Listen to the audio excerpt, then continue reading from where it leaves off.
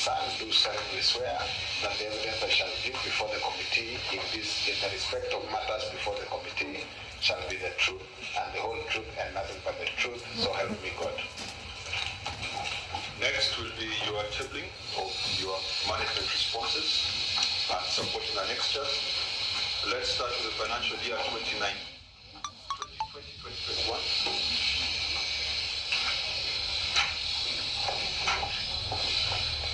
Mr. Chairman, sir, I hereby table the following documents before the committee. Management responses and accompanying annexures for the County Executive of Nandi for the financial year 2020-2021. Okay, clerk, 2020-2021, which are the supporting annexures? Is it the smaller file? Yes. Then next for the financial year 2021-2022.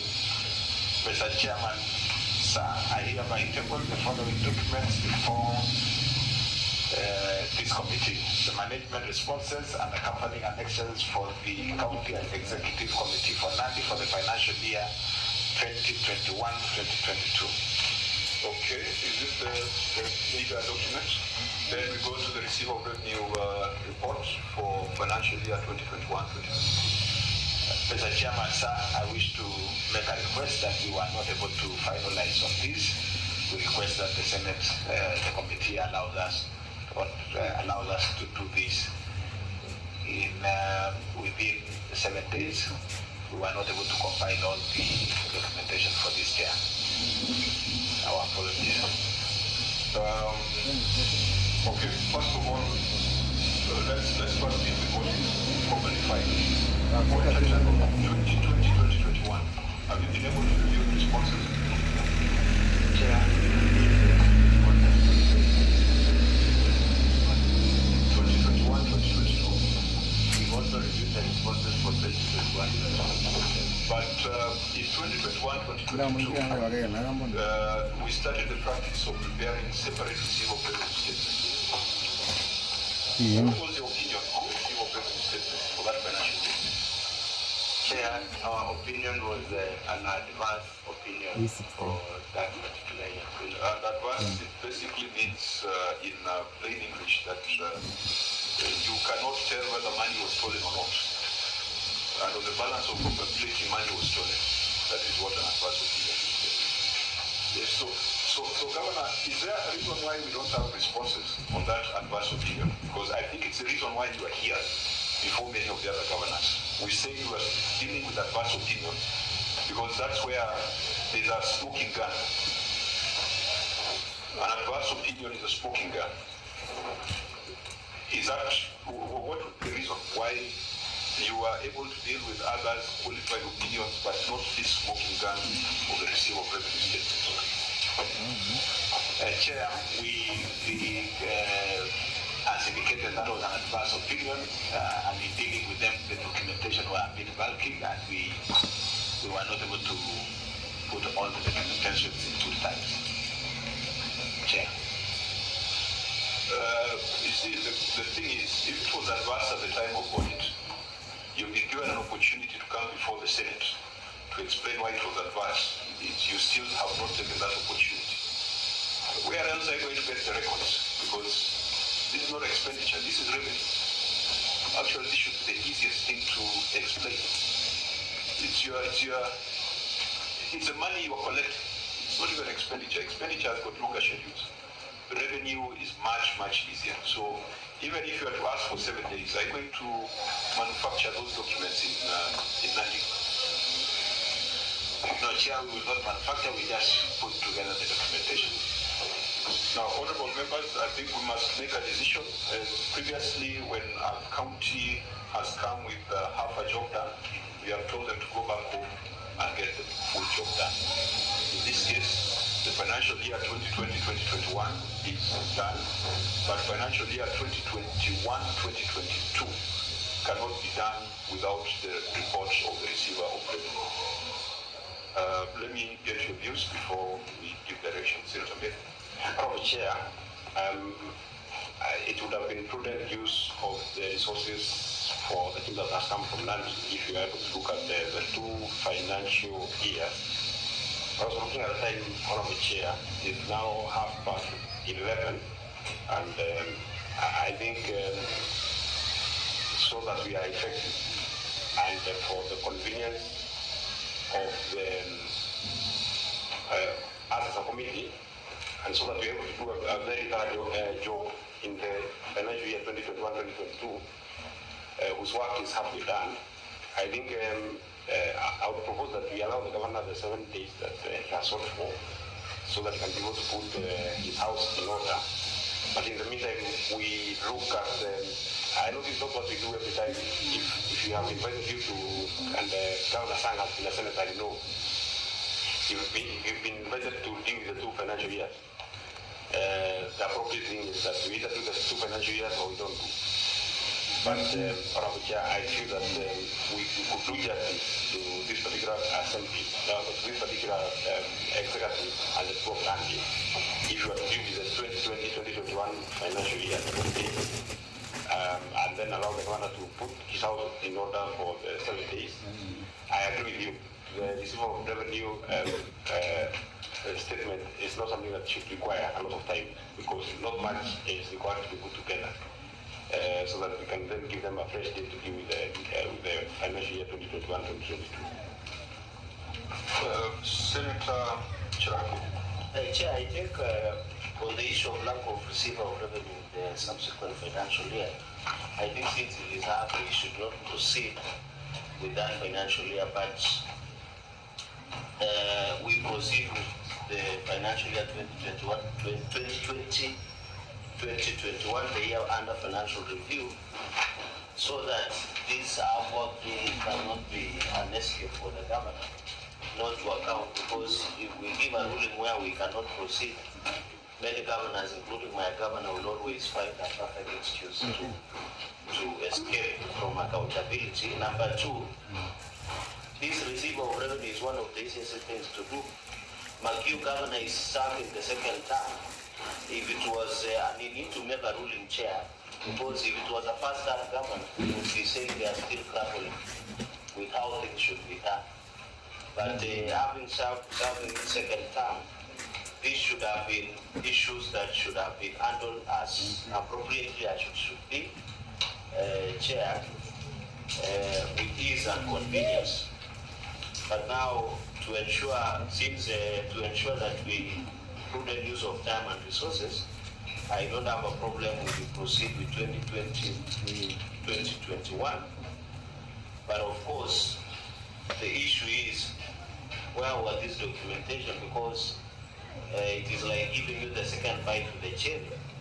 And you know, letter of management has raised these issues before, so it would have been easier to come up with this receiver of revenue of this financial year of 2021-2022. So, Chair, I think we made a ruling in Kisumu. When they are here, for ease and convenience of time, we can proceed with the year that is complete.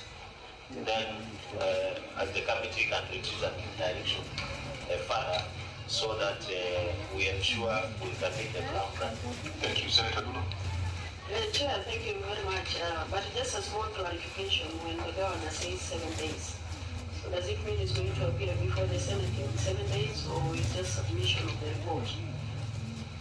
Governor, do you want us to set a date 7 days from today for consideration of the receiver of revenue report? Chair, just to indicate that one of the issues we are dealing with in that particular report is records from NHIF. As you said, it's just about receipt. So the NHIF, we have had issues, getting that full documentation, and we can be sure we would be complete within 7 days. So any advice, any directions from the committee after 7 days we will be available, and we should be done with this. I think, as my colleagues have said, of course, the receiver of revenue report is very critical, in as much as the rest are equally important. But I think the bulk of the money that is normally sent to the county, that is what accounts for the allocation.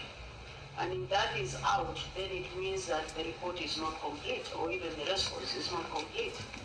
So it's really very critical, and I think in future, Chair, we must make a decision on how we should proceed if counties fail to provide a receiver of revenue report.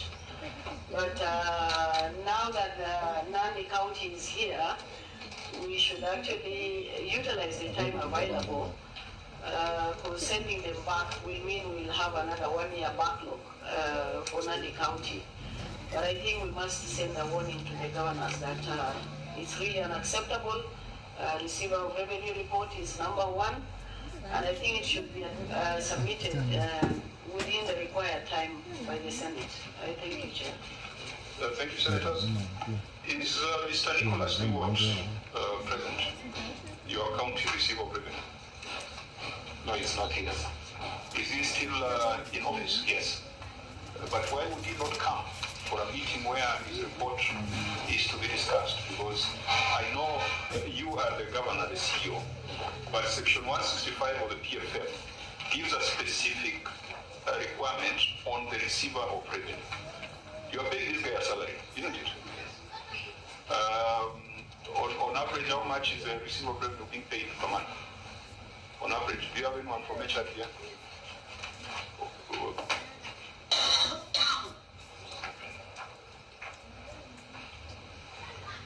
County Secretary is not there. A receiver of revenue is at the level of a director. So what's the average? Don't give me the specific, but on average, how much is it being paid? It's around between 115 to 120,000. 115. 120. Governor, I want you to, when you go back and you're having a word with Nicholas Stewart, let him read out this particular page on statement of receiver of revenues responsibilities. You are paying him 120,000 to do a job. He's not doing that job. And that is why you have an advance opinion on the receiver of revenue statement. It makes Governor San sound like a thief. But it's just because someone is not doing what they are employed to do. And we have made a decision as a Senate that we are not just going to assign culpability and blame to the CEO. We are going to name the officers who have got a mandate. Chief of Revenue, the head of reporting, accounting, who is supposed to be a member of the institute.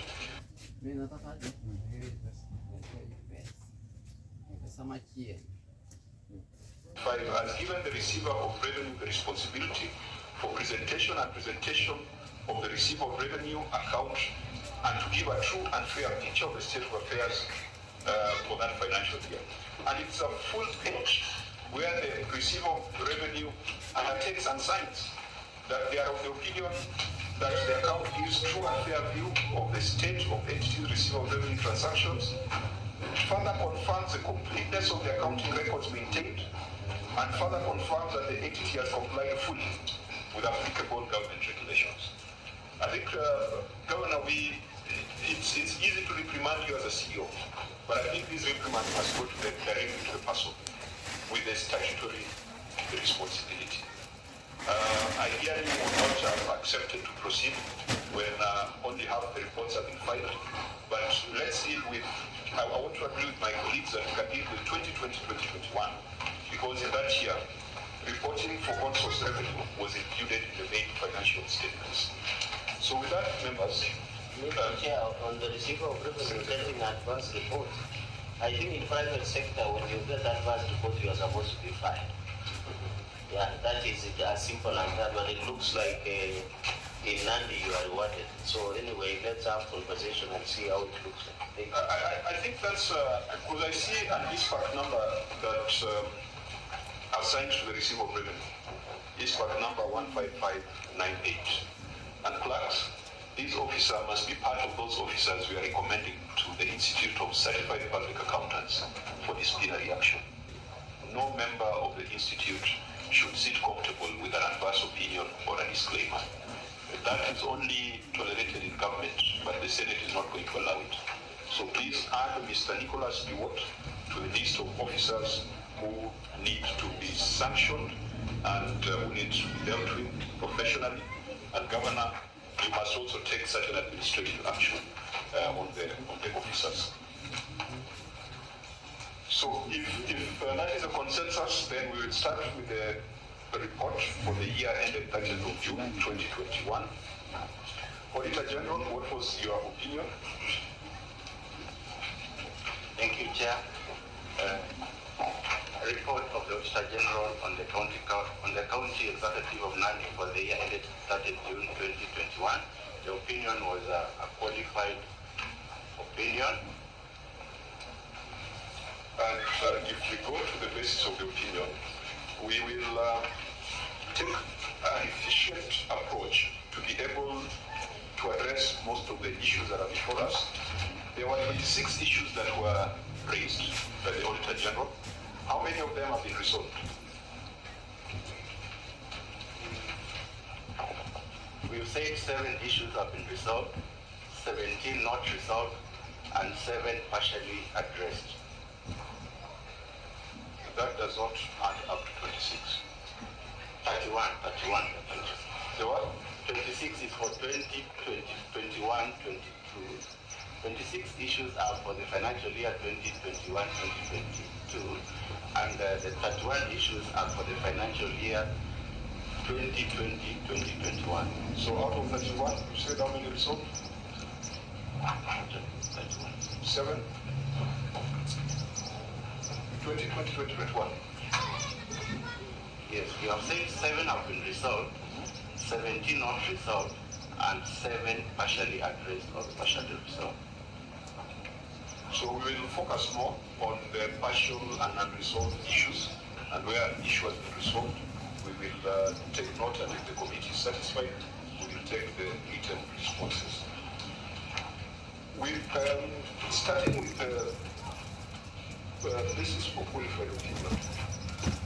Even though PPO, in your brief, you have given a history, a chronology of opinions in Nandi County.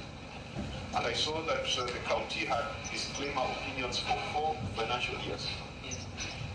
Could you just make sure that that goes on record? Just let us know which financial years those were.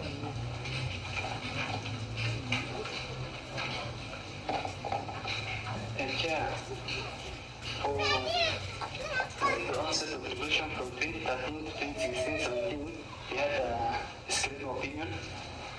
From 2017-18 to 2022-2023, we had a qualified opinion. They are a bit slow. So from 2013 To 2016-17 financial year. to 2016, Yes. that's 4 years. Yes. Yes, then from 2016-17, 2017-18 to 2022-2023, they had qualified. qualified. Okay. So the adverse opinion is coming up in the receipt of revenue in 2021, 2022. The adverse opinion is only on the receipt of revenue statement. Fine. So let's go to the basis of the opinion, of the qualified opinion. The first issue is presentation accuracy and completeness of the financial statements. Now, Governor, on this matter, initially I was of the view that this is a matter of professionals to be held to account. But when we went into the detailed issues, we realized that there's a risk of financial loss. Now, starting with the, when you see presentation accuracy and completeness, you first ask yourself, who signed the financial statements? In your case, who signed the financial statements, Governor?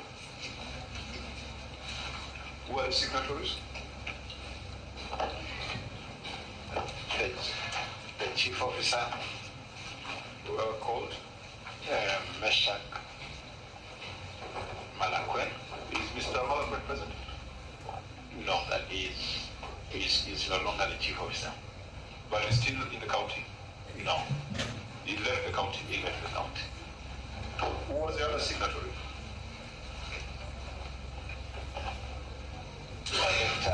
Finance.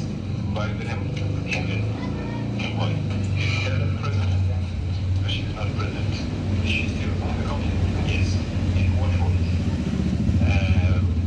as still Director of Finance.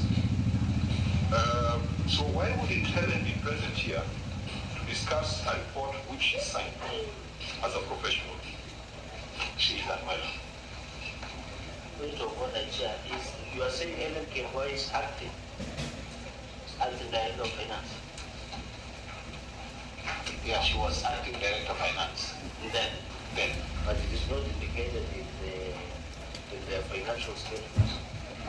So what is Ellen Kemboi's position as of now? Director of Finance. Finance. Yeah. But she found it wise not to come and discuss a report. Chair, this is serious. So out of the persons with who had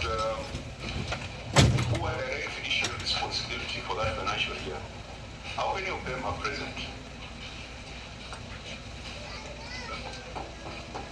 And the finance officers must ensure that you have a copy of the financial statement, because that's where I'm drawing my questions from. And it is that financial statement that the Auditor General gave an opinion on. So we are not fishing. We are looking at what had been put before the Auditor General. Point of order, Chair, as the governor consoles, you know, this governor knows very well these are House of Records and procedures. Chair, even you are aware when you are supposed to be on plenary and you have traveled outside the country, you must get the permission of the Speaker. So let's assume Ellen Kemboi, which I doubt that she is unwell, could the governor table statements from the doctor to confirm that Ellen Kemboi is unwell? Because if we are not careful, we will set a dangerous precedent where somebody walks into this committee and says, I'm unwell, and they will quote the decision of this Senate Public Accounts Committee by saying by word of mouth, the witness, who is very critical in terms of presentation of financial statements, was supposed to be here. So, Chair, I request that you direct the government to give us evidence of medical records or from doctor, and then we can rest easy, because the money that goes to Nandi belongs to the people of Nandi because they pay taxation, just like any other Kenyan. So we should always be prudent in terms of accountability and transparency. So I request your indulgence, Chair, let the governor produce the medical records or doctor notes. Number two, if they cannot produce, then both the governor and the Director of Finance must be sanctioned by the committee on that aspect. Because I thought the council would be grateful that we have agreed to proceed with a halfway of the financial years that we had discussed we should proceed. We have been fair by saying since they have traveled and used government money, let us make prudent use of resources that they have used. But now, if they want again to sabotage the committee, then it will be a very unfair check. So can they table the medical record so that we can put that matter to rest? Governor, remembering that your oath, how much are you able to provide just a doctor's note? Perhaps, if not immediately, how much time will it take you to provide that? Because you need to confirm that the reason for their non-attendance here is not out of malice or contempt for the Senate.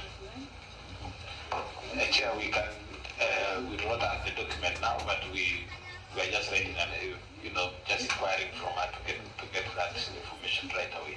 Yeah, because we were concerned that Nicholas Liwot, who is a receiver of revenue and whose report we are supposed to discuss today, is not here. And Helen Kemboi, who is the Director of Finance, and who is a signatory to these financial statements, is not here.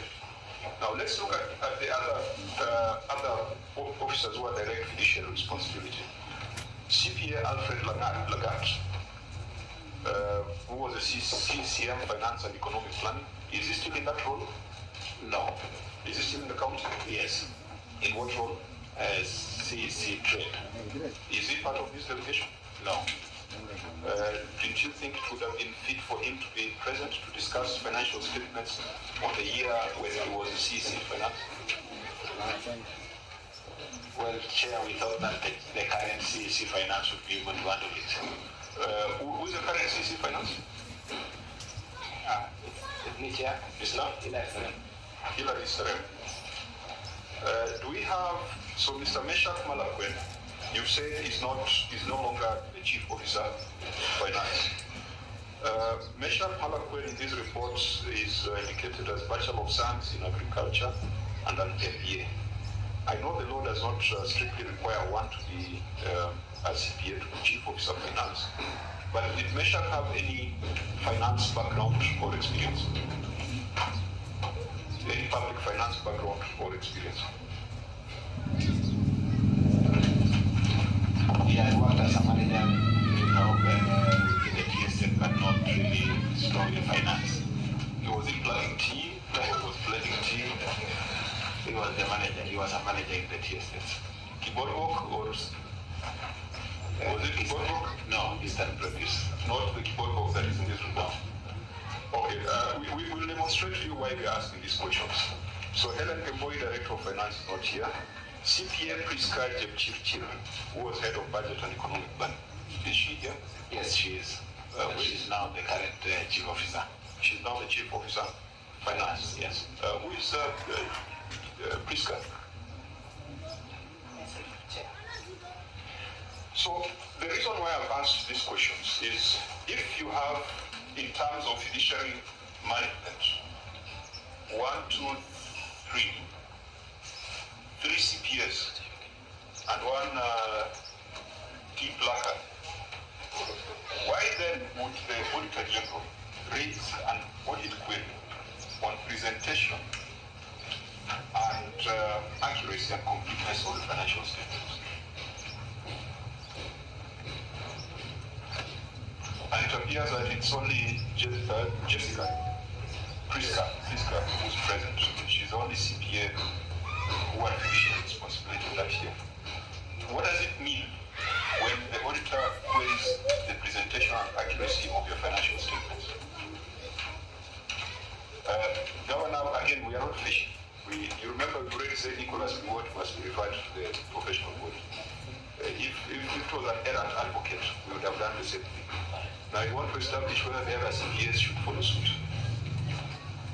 So what does it mean when the accuracy, completeness, and presentation of the financial statements are queried? And Governor, we are saying that on the backdrop that the issues here have not been resolved. The Auditor General has said that they still remain outstanding. Why should we have those professionals in office if they are not doing what they've sworn to do professionally?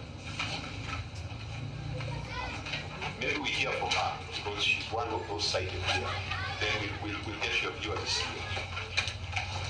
Who is the CEC Finance? I think that is the person who should carry the bigger responsibility. Unfortunately, we don't know whether he's a member of the Institute of Certified Public Accountants. Are you? I'm not. So what is your background? I'm a bachelor in management and I'm also finalizing my CPS. Yeah, and what is your professional experience background? Have you been planning tea as well? No. I'm a banker. I've worked in a bank. And I will educating that I am. Your Honor, just address the chair. What were you doing in the bank? I was doing credit management, relationship management, and policy. So since you're not a member of the institute, you might not be able to talk about the professional responsibility. I think the only, in this front row, is there any other CPA beside Priska? No, talking about the front row. So Priska, you're the Chief Officer Finance. The Auditor General has said that your financial statements are inaccurate and are incomplete and they are poorly presented. Why should you continue holding your CPA number? Why shouldn't you be struck off? You are listed in the earlier pages as one of those who held direct fiduciary responsibility. Please say something before we write to ISPAC. Thank you, Chair. As well put, I was the Director Budget then in the county government of Nandi. When the financial statements are not complete or inaccurate, it may not present a fair view of the financial records. And this is attributed to various factors, which I believe we'll be able to explain. What does it say about the professional who presents financial statements in that manner? There is a responsibility, personal responsibility of the officer presenting the financial statements. What is that responsibility?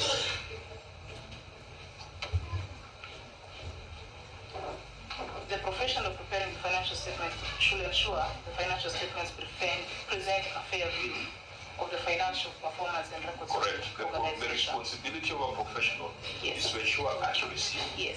and completeness. Yes. So when they are deemed to be inaccurate and incomplete, the professional has failed in their responsibility, isn't it?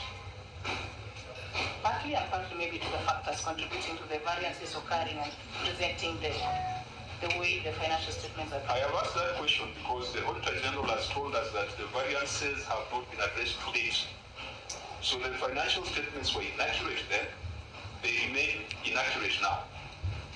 Because if you had closed the gaps, then you would have said that the professionals under the leadership of the CEO have now done the right thing and the financial statements are accurate and complete. So Governor, the financial statements for that year still remain inaccurate and incomplete despite the qualified opinion. It is the kind of situation that gives rise to the conclusion that the 6.9 billion sent to Nandi County cannot be accounted for. Senator Dulu? Yes, Chair. In as much as, maybe first I want to know for how long this has been in that position. I've been the Chief of Finance for 1 year. 1 year. So, Chair, I would want to find out who was responsible for actually responding to these queries. Because according to the brief given by the Auditor General, I think there were only 7 queries that were responded to. 17 are still outstanding, which clearly that responsibility falls on the CEC Finance, if I'm not wrong. And the statement that has just been asked falls within the 17. What do you have to say about that? Because you are the CEC Finance, you are the one in charge of finance, you have 31 issues, and you have responded only to 7 out of 31. What do you have to say? And maybe to tie it up, if you allow me, Honorable Chair, the CC Finance Hillary is your name. Now that just as Senator Blue is saying, 17 issues remain outstanding, and the CC was in charge that time, is still your colleague. So do you have the confidence that you can stand in for him and answer questions, because I mean all these questions will be coming to you.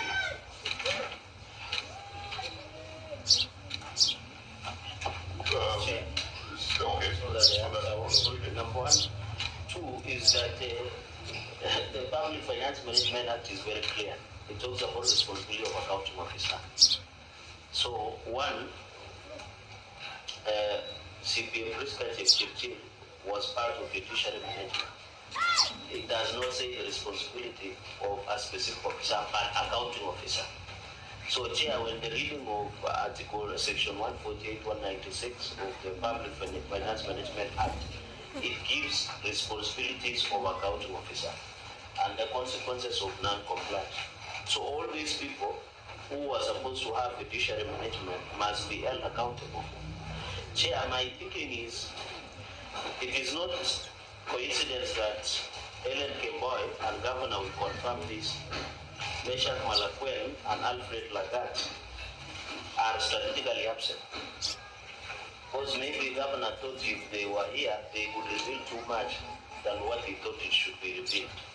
So it cannot be coincidental, even be what? be what that we have preferred the receiver of revenue. So the question is, for example, somebody like Alfred Lagarde and Kimboy and Biwata, people could have appeared alongside governor and answer questions. So you can see there is a trend that they want to establish, and until chief officers, in as much as Priska is now the CEO of finance, she was then part of the people who prepared the financial statement, and she has said if they are not complete, she agreed with us that it is professional negligence. Yeah. So I don't think we need to make a lot of to hang around this issue. These officers should be referred to the relevant bodies and relevant action. Even as we refer, Chair, you must also direct the governor to take administrative action against these officers. And you know, for Ellen Kimboy, the governor has explained she's sick. The governor has not told us why Lagat is not here, despite being within the county, serving within the county. And of course, Malakot said she has left, and also Biwot.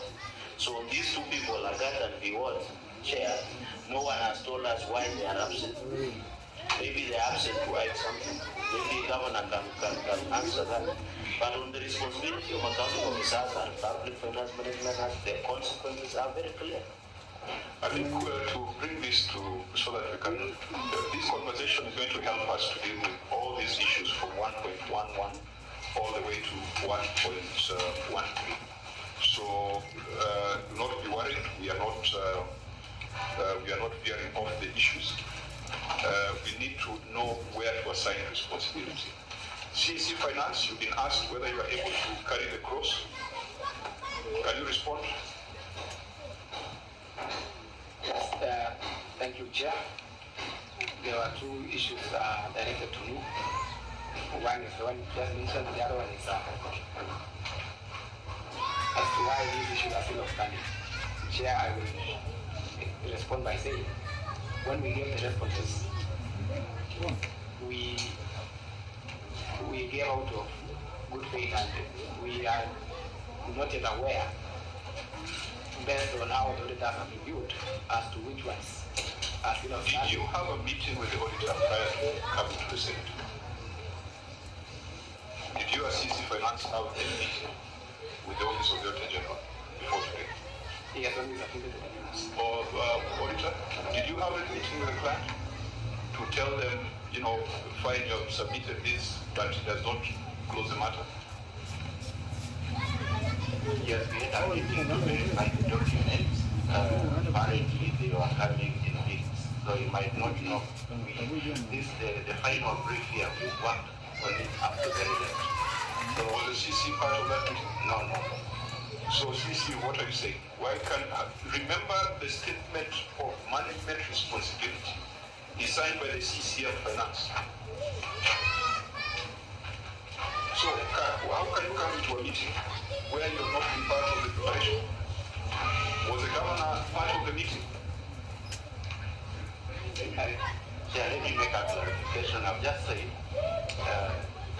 upon presentation of the audit evidence, we had a meeting for the presentation of the document. And at that point, initially, the CC was present. Initially. Initially, the CC. But at the end, so he does not know whether you have you concur on issues that are before us. So at the end, because the documents were coming, some of the documents will declare, so he might not know our. I mean, Auditor, just before you say whether you might not know or not, I got it in your statement that you said that you concluded this process a little too late. So you hold that it was not possible to hold a meeting. Late does not mean yesterday, because the response came on 6. I mean, it is you who know when late was, Yes, so that's why I'm asking. because the initial stages of the conclusion, it was not there. Okay.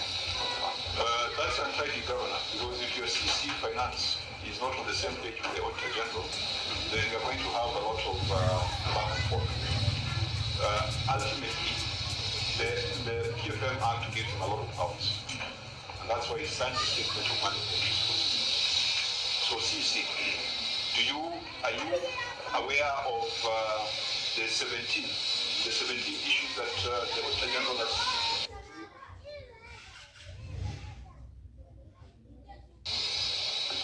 So now, Chair, I'm not aware. So that is why you say it. So then it shouldn't have come. It's the other CC who signed these financial statements who should have come. Governor, do you have a team that is going to support you? You see, at the end of the day, this jurisprudence was written when you were a senator, and we insisted that governors and CEOs must appear. Back then, governors argued that, but they are not the technicians. But we insisted that the CEO role is constitutional. But to help to make your life easy, come with the technicians, so that even when we are pronouncing ourselves, we are not naming you on things that should be done by other officers. The CC's role is in the PFM Act. The Receivable Revenue's role is specifically, pointed out in statute and in regulation. So if you leave those people behind, then you will have to take responsibility for their acts of omission or commission. But it will not stop us from going directly and naming people directly, particularly where there's a professional response. So do you feel comfortable proceeding with half an army? Chair, maybe before Governor does it, that is the question I asked, and I think Governor should be noting this, that why is acted like that not here? Because even the reading of Article 2265 assigns personal culpable responsibility, even if somebody else is in the office. So Governor should tell us why he found it wise. Because the team that Governor you have come with is a half of the two, because Biwat is not here, Ellen is not here, Lagat is not here. It's only Preska who is here, Malakwen is not here. Unless Governor has capacity to proceed on his own without these necessary technicians, it will be easier. But my point is, what was the reason that almost 3/4 of the people who signed this, some of these statements are not here? Thank you, Chair. Okay, Governor, maybe let's hear from you so that we agree on how to proceed. Chair, concerns noted. However, Chair, we have appeared before this committee before. My understanding has always been that the current holders of the office would definitely have consulted and have the capacity to handle what is before us in good time. I have appeared before this committee before, and I stand guided to Chair. I now see the need why maybe I should even have invited or come with the team who are in office that time. But my understanding is the current CC Finance should be able to handle the docket. The current Chief Officer should be able to handle the docket and deal with literally everything. And if there were issues that were outstanding, they should have been able to consult with their colleagues, and if anything was outstanding, or if they felt that they should be able to, they need more support from those officers, nothing would have been difficult for me to invite them. So really, Chair, since I have appeared before this committee before with this same team and handled financial statements of that, the previous financial years, I really expect that the team before you should be able to handle this. Let me give you, because this is advice before we come back to me. In your financial statement, you always list the officers who have direct fiduciary responsibility for that financial year. As long as they're still within the county establishment, those officers must be here, because they must also take responsibility for actions undertaken while they were in office. Number two, the person who signed the financial statements must also appear when you come to respond to the financial statement. Because you are not this, you did sign. There is no where the governor signed. It's the CCM, it's the CC member of finance who signs. It is the chief officer who signs. It is the director of finance or head of reporting who signs. Those people must be here. Because, Governor, can you show me anywhere where your signature is in this financial statement? You are here because of your constitutional role as the chief executive officer of the entity. And remember, it was a very protracted matter where governors were saying, I am not signed anywhere, so you should not call me. But you're saying you're cutting a CEO, but come with the persons who signed. If there's going to be a dispute between the Office of the Auditor General and your office, and then the person who prepared these financial statements are not here, then this will be a wasteful exercise. Furthermore, your CEC Finance is not giving us comfort that he has consulted sufficiently with the Office of the Auditor General. But if that is the position that you believe we can proceed, I want to suggest to members that we accept the judgment. The governor CEC has said he has not sufficiently discussed with the OAG, and maybe through the governor and the CCF is here, Mheshimiwa Hillary, have you consulted CPA Alfred Lagat in some of these issues, or you are just, and number two, maybe Chief Officer of Finance, CPA Priska, whether you are aware of these issues, because at least you are there, are you aware of these issues? So that when we are proceeding with the comfort that we are aware of what we are discussing. And maybe out of curiosity, Governor, does it mean you are a one-man show? Because if you are not aware whether the people sitting next to you and the previous office holders plus the OAG have consulted, it means just you appear here and you are not aware whether they are ready to proceed with you, because from your presentation it looks like they just found you here, you just want to proceed because of the offices they own. But it means you didn't ask them whether they are aware of the issues they are coming to discuss. If they told you that they are not aware, you would have used that decision to invite the previous office holders. I think that would be essential. Because if the governor was aware, then he would,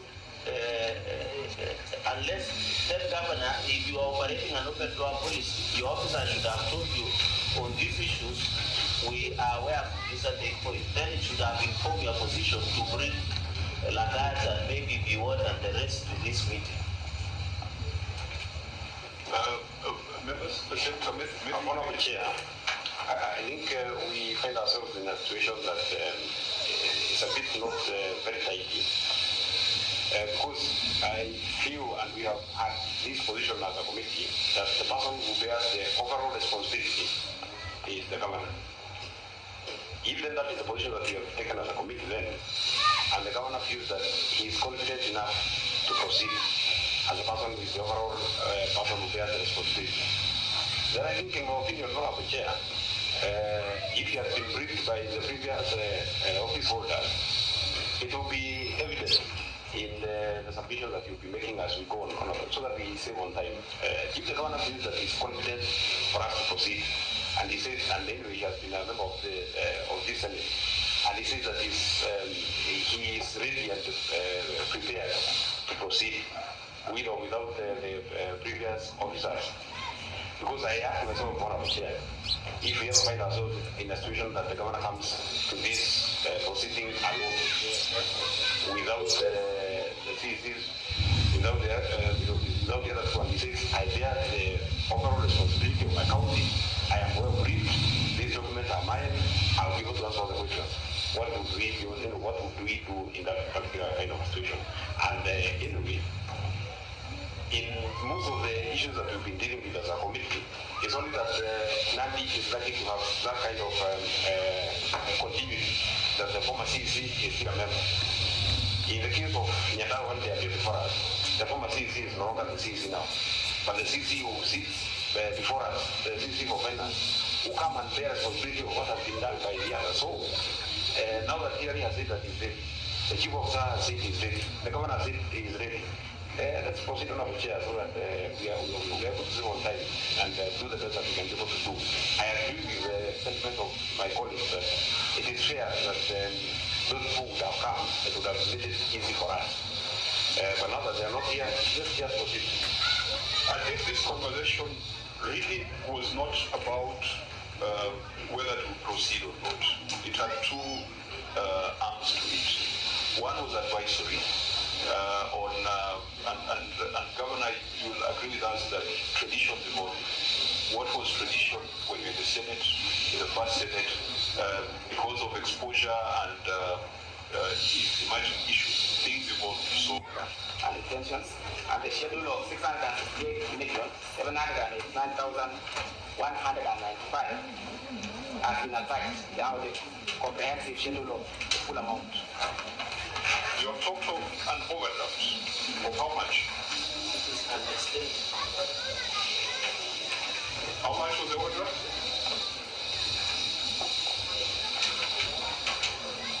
295. And how much was retention? You have attributed it to overdrafts and retention. Those are two different things. Chair, we can check on our records. Those who are summing up. CC Finance, you have just told us that you are ready to proceed. You have told us that that variance is a result of an overdraft and retention. So the overdraft is 295. Tell us what the retention was, and then point us to your financial statements where the overdraft has been disclosed.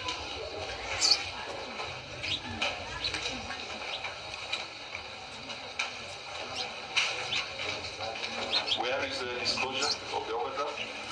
For auditor, is there a requirement for an overdraft to be disclosed in the financial statements? It's very important for the client to disclose the overdraft.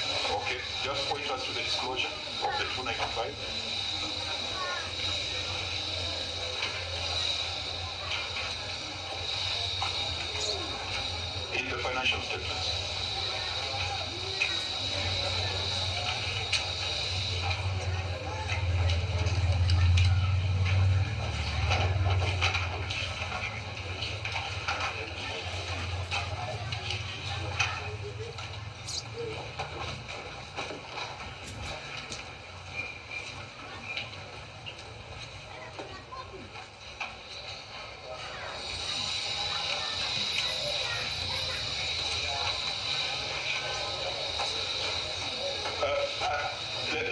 Assuming the variance, because I started by citing three numbers, we want to know what the bank balance was, because this is cash, or is a bank balance a theoretical figure, or it's supposed to be money, or money for the people who need? Yeah, it's supposed to be physical money. It's supposed to be money. So your CC says the money was 668 million, but your supporting schedules indicated 373 million. In IFMIS, 447 million. Assuming we set IFMIS aside and say that you have challenges in using IFMIS, why would whatever is reported be different from whatever is in the supporting schedules? Chair, I have now checked the figures you wanted me to point. Where? Note 23. Page?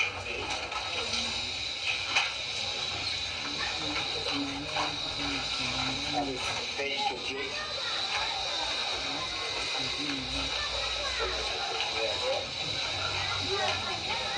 On accounts payable, we have the overdraft and the central money. The overdraft was 287,880,535. The retention was 11,327,26,764. Totaling 299,207,299. But your variance was 295 million, not 299 million. Remember, the auditor said this is cash, this is actual money.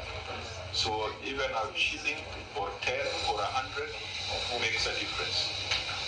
So here we have 4 million still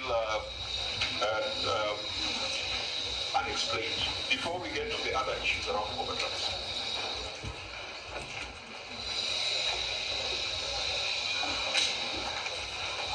CC?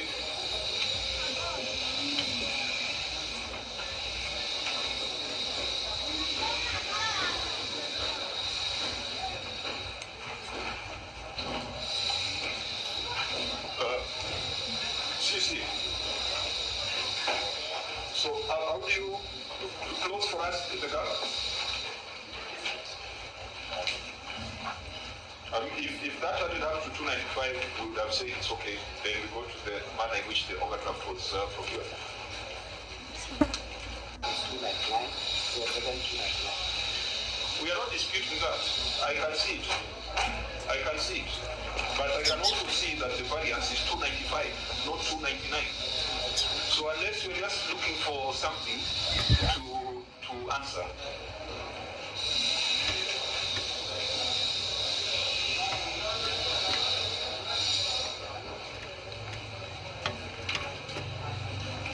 Governor, you see, this is why you needed the technicians, because the technicians who prepare the financial statements, sometimes they are faster in explaining this.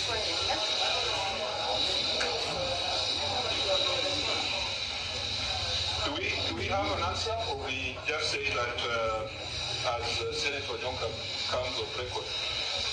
Please come on record. Chair, my name is Senator Richard Onyonka. I'm sorry I was late because we are discussing the DPS. Senator Kisii County, and I'm a member of this committee. Thank you, Governor Clay. Okay, so do we use the ones that Senator Onyonka likes using, that this money was stolen? Chair, I always say it was eaten.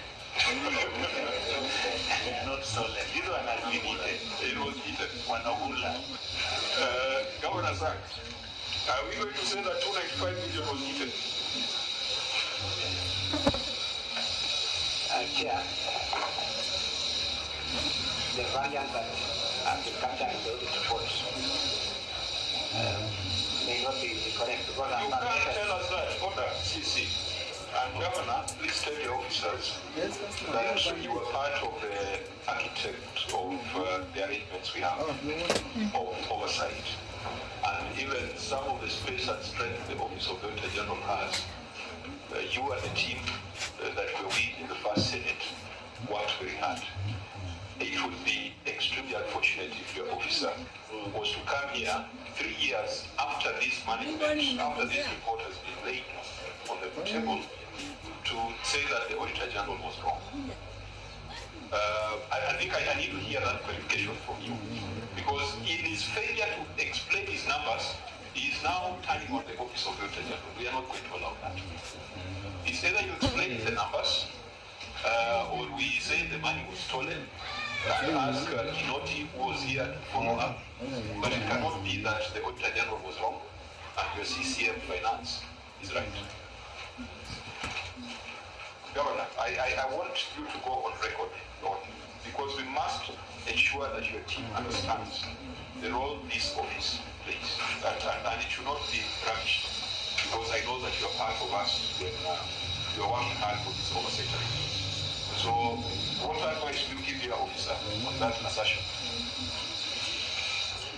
But yeah, of course that can't be right, because if that was the case, they should have had the opportunity to cross-check with the auditor. So definitely that cannot fly. So, are we getting answers, or we make conclusions? Senator Cherokee. Yeah, looking at the books here, on the bank balances, I can only note the retention of 11.3674, while it is not 23 on accounts payable. But looking at the amount of supporting schedule, I think hooking up and up to somewhere, then the numbers get added. So this variance of 295 million, 354, 379 is actual money, but it cannot be accounted for. In other words, that it is appropriated in layman's language. Because if all these supporting schedules were there up to 373 million, 434, 816, the variance still remains. Because when you look at the Annex 4 on bank balances, I can, on the revenue fund, compare it to what CC or Equity Bank Limited overdraft. It doesn't add up with the annexures that they have provided as supporting documents. So hooking happened, but it happened badly. So that is why they did able to explain where 295, 354, 379 is, or they can give us the supporting schedule to support that amount. And it goes back to the preparation of financial statements and the implication. Because financial statement is essentially the heart of the audit process. So, Chair, in my own opinion, these 295, they can't. Even if you give them time to go and try and do what they can do for manufacture, they will not be able to explain where 295 for this. Because even looking at the notes, it doesn't add up. Let's hear from Dashboard Treasury. Chair, I have not gone on record. Why should the last report? Yeah, I want to say I am Dr. Silas Munywa, a liaison officer attached to this committee. Chair, I wanted, with your permission, to read the PFM Act 82, verse 7. Sorry. I thought I'm in charge. Section 72. What's up? Yes, it says, no official government bank account shall be overdrawn, nor shall any advance or loan be obtained from a bank account for official purposes beyond the limits authorized by the National Treasury in line with Section 28(4) of the Act. Chair, I think it's important for the county government to tell us, to tell the committee how they obtained the overdraft. Assuming that was explanation, because it has still not tied the difference. Assuming that was explanation that it was an overdraft, for what purpose was it acquired and what process was followed? Very tedious. Governor?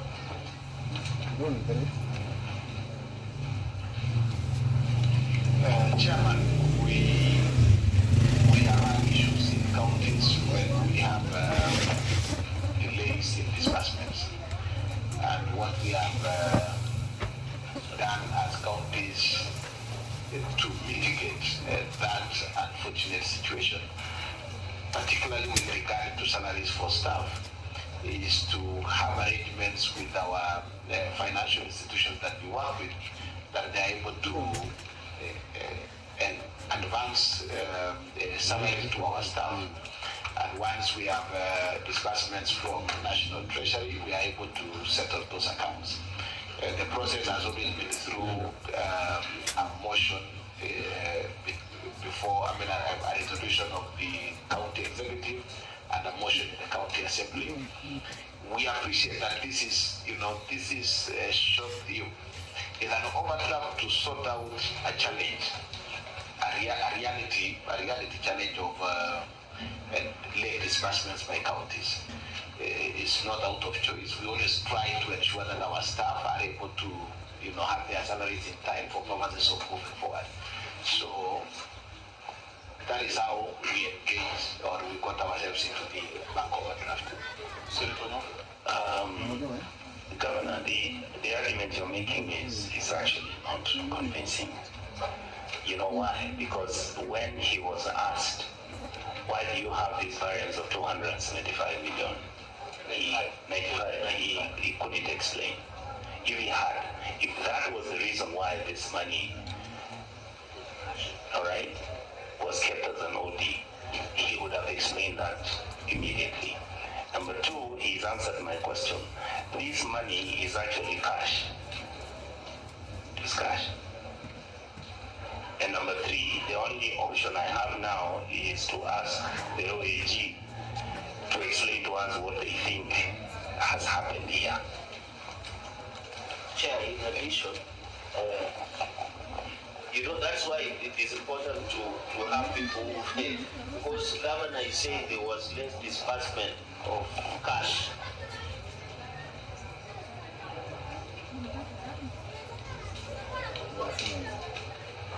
Proceed, Secretary.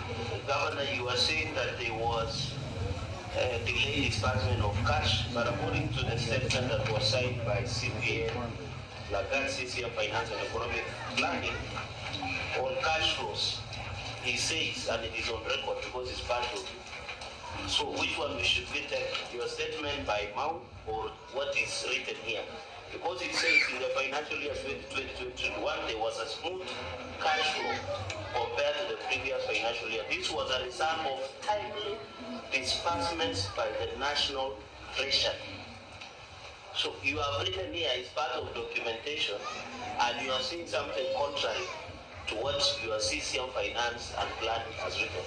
So Governor, which is your answer? Is it what is written here as part of documentation, or what you are telling the committee to try and explain in the variance that cannot be supported by supporting schedules of 295 million plus?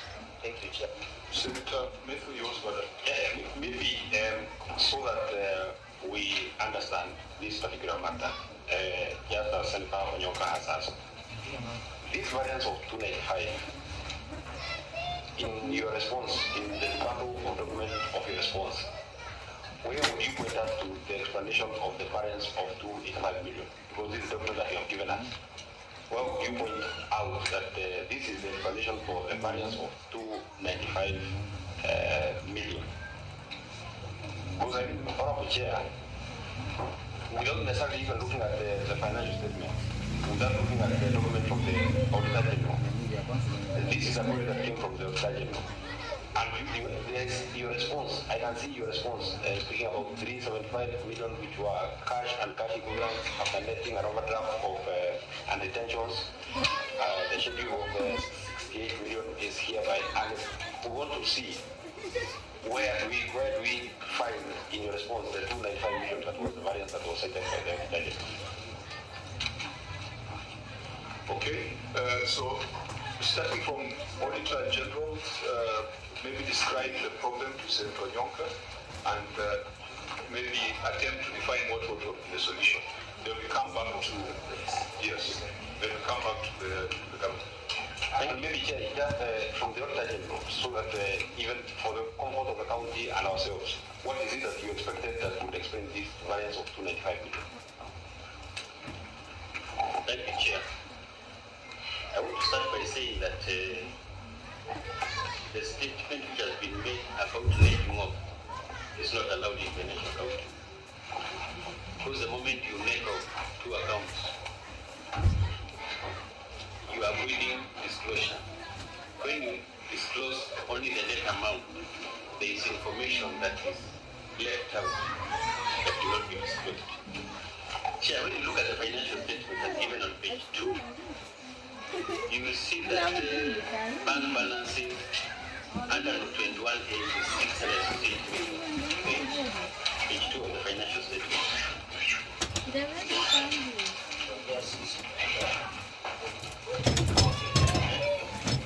If you go down and look at note 23, this is where the overdraft is being disclosed for the amount of 299 million. The amount of 299 million is quite different from the variance that was being shown in our report at page 3 of 295 million, yes, which the officer from the county was trying to relate to. The figure of 295 million is quite different from 299 million. Chair, the overdraft is appearing on the opposite side of the financial statement, that is the statement of assets and liabilities, and cannot be used to explain the cash and bank balance of 668 million. Yeah, the 668 million is expected to be cash. The 299 million is a liability to the institution. It cannot form part of their cash. So, Chair, from where we sit, this is where it's out. So most likely this is going to end up being another pending bill. Possibly, Chair. Thank you. Is this a pending bill? A pending bill is where someone is money. This one has been eaten. So there's nobody money paid. Yeah, I meant that for somebody to explain logically to say we did pay some contractors. And Governor, now you see why we have spent a lot of time on professional responsibility. The Auditor General speaks from the perspective of a professional. What is expected of an accountant, a member of the institute. At the bottom of that page, it has been signed by ISPAC, member number 11936, CPA Governor amekula pesa. But if it is an accounting treatment, we must deal with accounting, first of all, before we get to the other conspiracy theories of who could have eaten the money. So you heard from the Auditor General that the explanation does not attempt in any way to answer. You are dealing with 299, the Auditor General is dealing with 295, and Senator Smith has asked, in your pack here, which page can we go to get that explanation of 295? Is it there or not? If it's there, point us to it.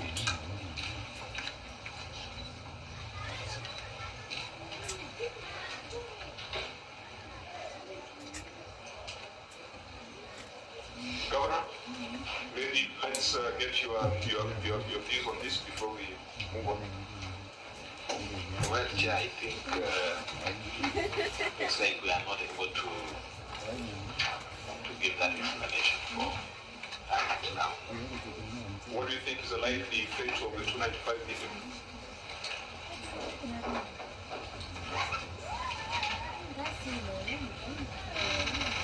We should be able to take some bit of time to understand and try to get that implementation to it here. If your officers, and this is your first election, and that you are brought to the Senate, are unable to explain it, and the others who are demanding should have been here, you say that you didn't think were very relevant. Who else is going to explain this matter? Is it going to be your senator? Who else will, outside your first 11 that you have come with to the Senate? Going to about the chair, I'm not part of the executive. How do I explain? I'm wondering who else is going to explain this if not the governor and his Chair, could I please say something? Allow me, sir. Okay. Governor, sir, you know, personally I have a lot of respect for you. You're coming from the budget committee. Guys are arguing why we shouldn't give county government's money with things like this. Honestly, why would I even bother? You tell me. And you've been here, you've been a senator. And you know we respect you so much. So these officers of yours, you can't get them. You allow me to bring you on DC only. They know what to do, most of them. Well, before the Senator for GC converses with him, allow me to specifically ask this question to the CEC. Because as you say, in my opinion, I think this is a professional position that must be under professional. And I'm happy that you're in a banker. If a farmer, my caliber can be able to understand this question, I would wonder why a banker is not understanding. So two issues.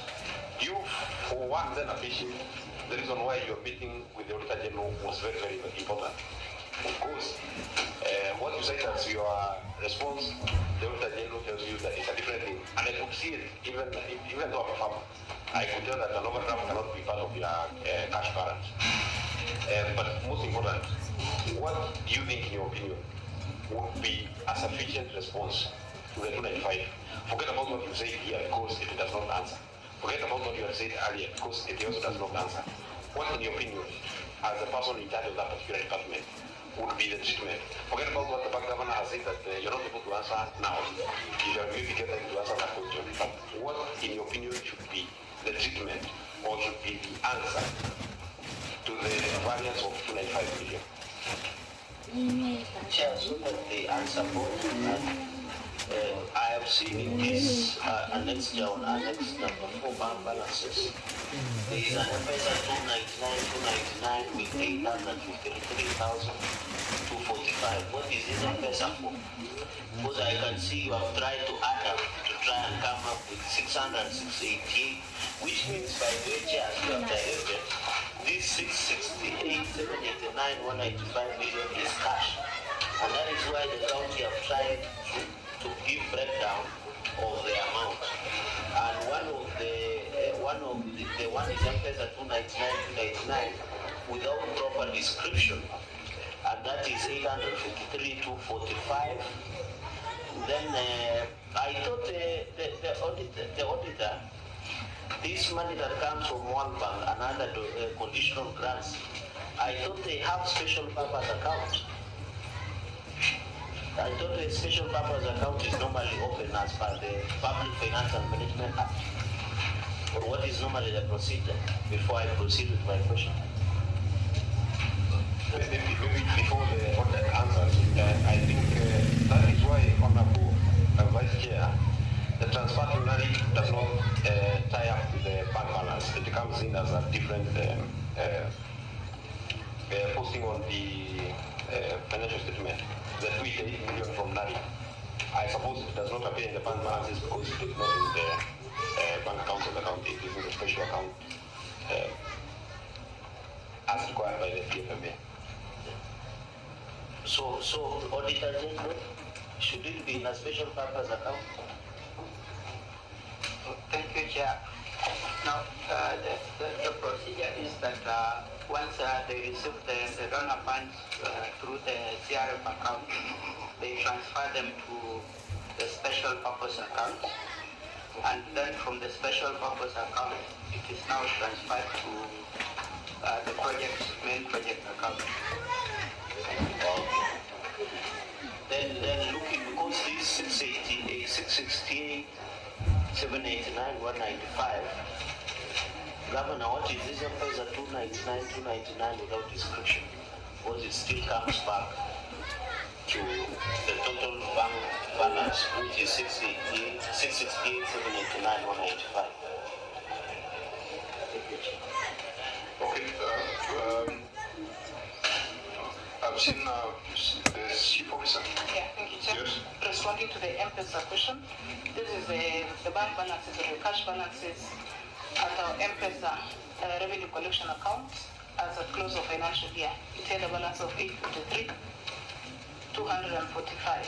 The balances, as it means cash and cash equivalents, it's all the cash and all other forms of cash that has an equivalent of cash. So it sums all the balances in all the various accounts, be it special purpose accounts or all the other operational accounts. How many M-Pesa do you have that are used to pay parking fees or again? We have only one M-Pesa account, which is linked to our current revenue fund account. But why is it not descriptive, just like any other accounts like Betete, like Nandi County, sub-counties, blah, blah, blah, blah. The others are described. Why is this one not given proper description? Or it's only petty cash, No, petty cash, that's something serious. It can feel a DCT class. Sorry, it's not a petty cash account, it's the M-Pesa line that But puts why the is it not revenues. descriptive? Maybe just the additional description that is linked to county revenue fund account. Many members, just to ensure that we can progress, the Auditor General has clearly stated that the 299 that is we are being referred to does not explain the 295 that the Auditor General has cited. The Auditor General has also clearly pointed out what the professional responsibility was as far as reporting is concerned. And that is why on the financial statement inaccuracy and incompleteness issues, our general recommendation will be along these lines, that the persons who had fiduciary responsibility in that financial year within the enterprise must be held to account. And the first level of accountability is at the professional level.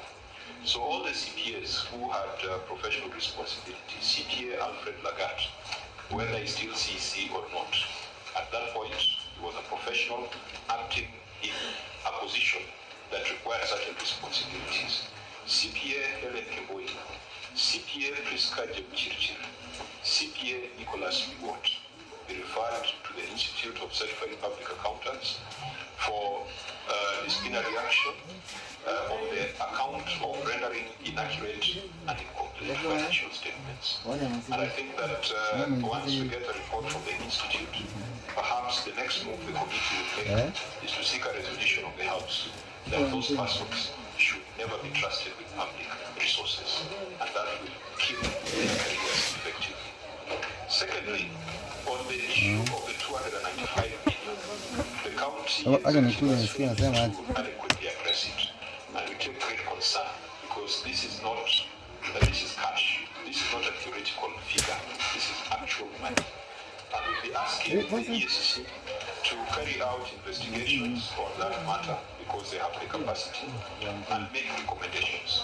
If the EACC finds that this 295 million cannot be accounted for and is then probably benefited some criminals within the enterprise, we will also be asking the House to resolve that the CEO of Nandi County should also take responsibility for presiding over a criminal enterprise that has spirited away 295 million. As the EACC does its investigation, we agree with the governor that there could be pressure that allows or forces the executive to take short-term financing, because the law talks of for short-term cash flow management. But there's a threshold, there's a percentage above which it should not go, and there's an approval that is required of the county assembly. We will also be asking the EACC to check whether those aspects of lawfulness have been complied with. And so, members, that can allow us to move on, because the more we interrogate the records before us, we're interrogating the wrong things. They are not responding to the question.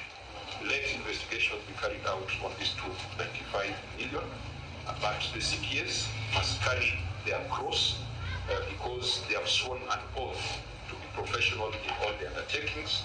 And if indeed they, this 295 million cannot be explained, I think the amount is material enough for the governor also to take responsibility for that loss.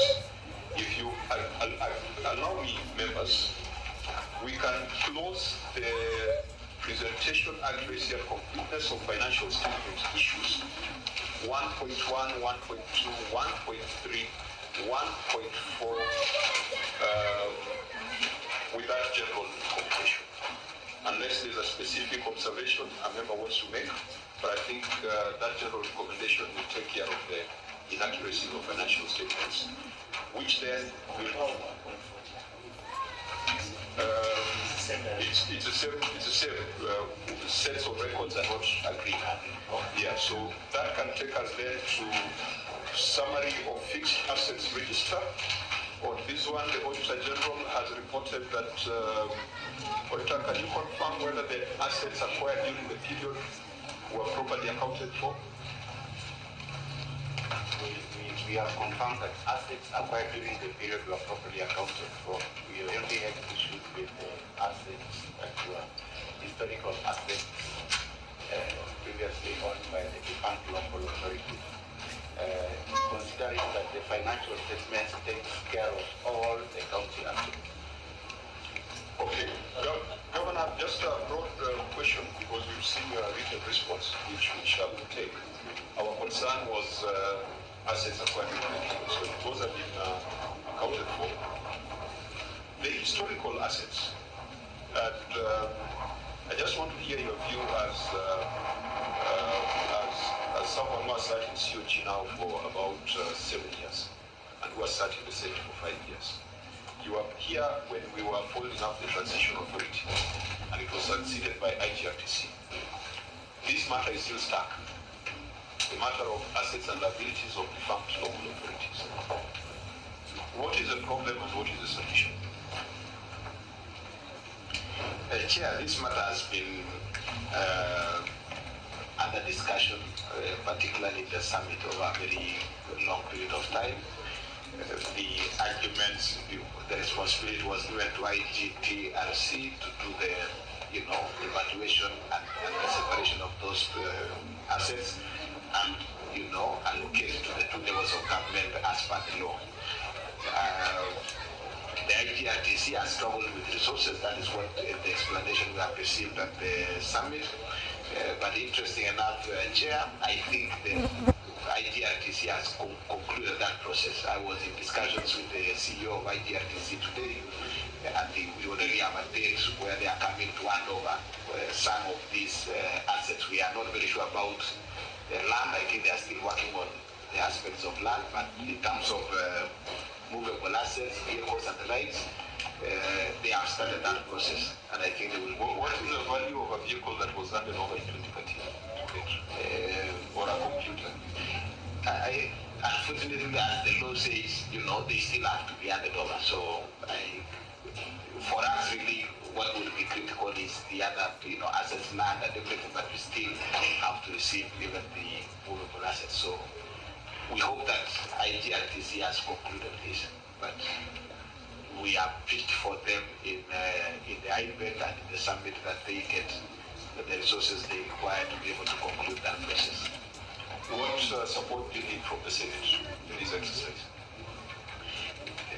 Since the issue has always been from IGRTC, the issue has always been budgetary allocation.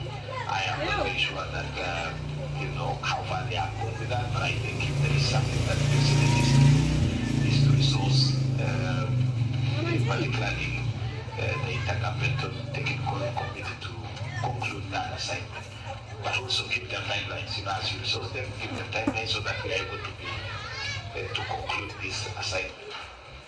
I think it would be fair to propose something that is within the power of the Senate, because IGRTC is funded from the Consolidated Fund, and that's why we also have the same problem with the COG. So we cannot make a charge with the Consolidated Fund without involving the National Assembly. This matter needs to be, my concern is that it needs to be brought to a close. I was previously chair of the Evolution Committee, previously chair of this committee, and I was around with you when you were in the Senate. And the matter is still outstanding. And you see, Governor, the conversation you have just had on the 295 million is not the conversation that the Senate wants to have with governors. Because those are basic bookkeeping things. If you can't explain, you have stolen, you are investigated, you are prosecuted. That should be it. The conversation we should be having is around these policy issues and constraints and what the Senate can do to unlock them. This matter will always appear in the financial statements, so you'll never get an unqualified opinion, but you must find a way of solving it, because I think, how many years is it since the onset of the issue? 12 years down the line, we cannot be saying that the matter is still outstanding. So I put the challenge to you as COG. As Senate will figure out what to do to close it, but we have got to comfort that the current assets have been updated. Senator Gataya, I've given you apologies, but go on record. Thank you, Chair. This is Senator Mwenda Gataya Mafaya, Tharaka County, member of this committee. You're welcome, Senator.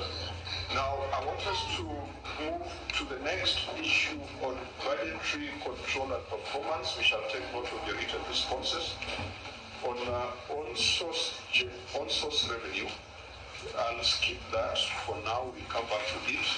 Late exchequer releases, we'll take that. We'll take your written responses. Payments made after year end, we'll also take the written responses. And the sole prior year matters, I think we might come back to that. Let us jump to acquisition of assets. Acquisition of assets, and then once we are done with that, we'll come back to on-source revenue and issues of employees and wage bills. So, Auditor General, under your report on lawfulness and effectiveness in use of public resources, acquisition of assets, issue number 3. There is a long finding there on Kapsabet County Referral Hospital, anomalies in proposed construction. I will suggest, because you have indicated to us that this matter is still, there are still outstanding issues, I will suggest that you read it out as long as it is, and then we get the response in the county.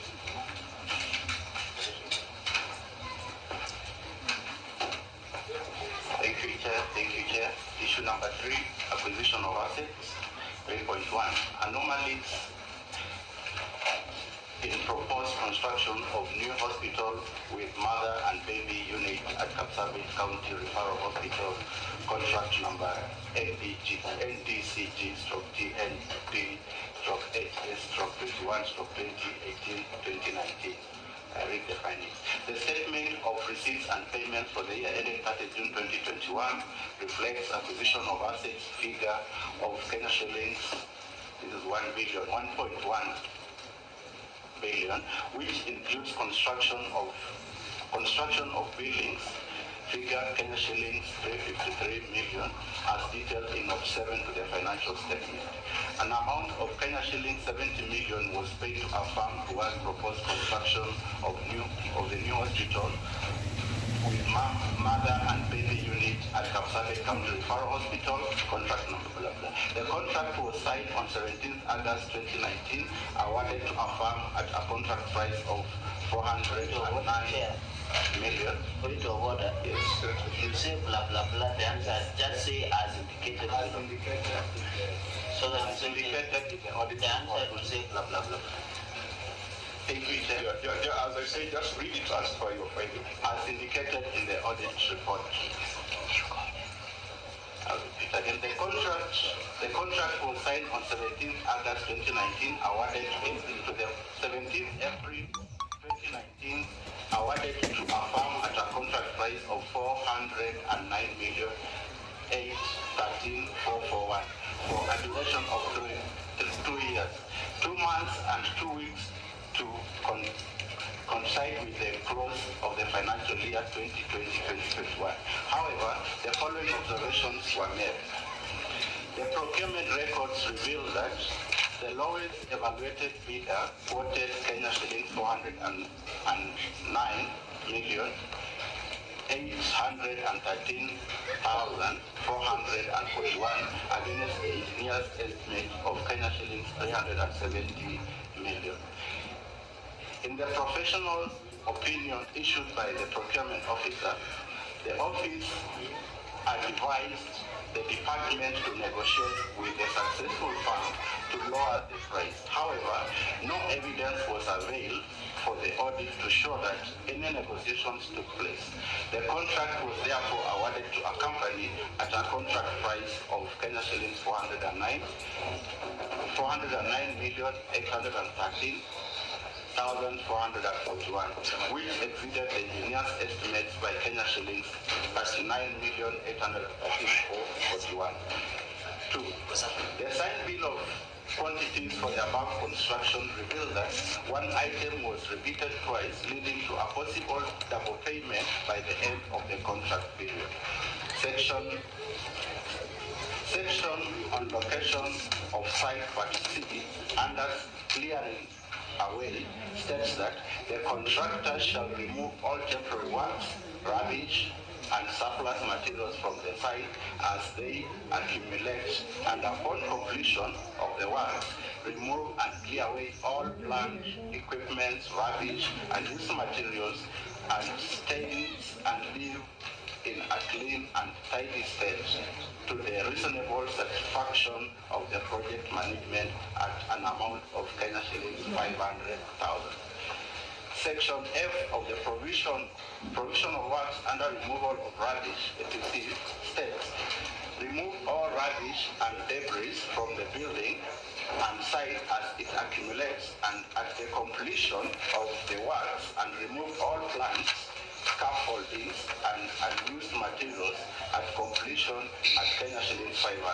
The engineer certificates and payment voucher show that the first item was paid Kenya shillings 500,000 and the second item Kenya shillings 250,000. The second payment of 250 has resulted into a double payment for the same work. 3. The bill of quantities and inspection certificates issued for payment revealed that a performance bond of Kenya shillings 5 million was included as preliminary in the bill of quantities, and part payment of Kenya shillings 3 million paid via the payment voucher and certificate.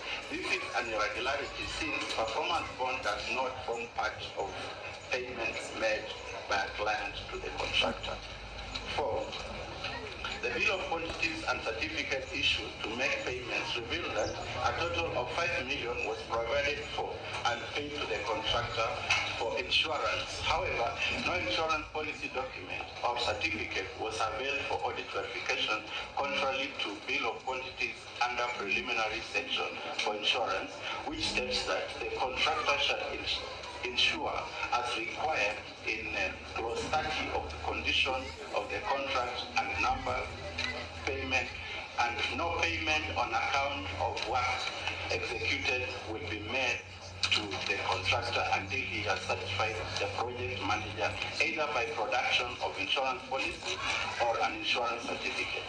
This is contrary to clause J of the contract agreement between the client and the contractor signed on 17th April 2019, which states that without prejudice to his liability to indemnify the government under clause 1 above, the contractor shall maintain and shall cause any subcontractor to maintain such insurance as are necessary to cover the liability of the contractor. 5. The contractor was given an order to commence work by letter dated 20th May 2018 and signed by the Chief Officer Health and Sanitation. However, physical verification conducted on the project in February 2022 revealed that the project was still far from completion, although the structural works up to roofing level has been completed. Partitioning, fixing of windows, doors, stairs, plastering, and others had not been done 7 months after the agreed project completion timeline.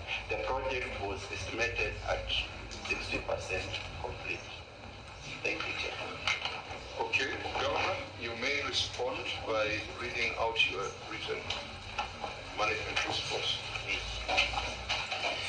Chair, the contract This will be on page 20.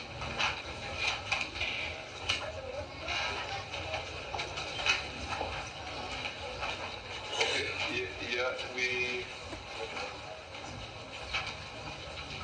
perhaps I can see you've got five issues. Maybe for neatness, just read your response to one issue, we interrogate and then do the next issue. Proceed. Contract price of Kenya shillings 409,813,444, which exceeded engineering estimates by Kenya shillings 39,813,441. The project is a design and build multi-year flagship project to be implemented over a period of 4 years with a budget of Kenya shillings 100 million per financial year as per the County Integrated Development Plan, CIDP of 2018 and 2022, and that the total budget, the total project cost was 400 million. Okay, I think on that, Auditor General, does that respond to the query at raised?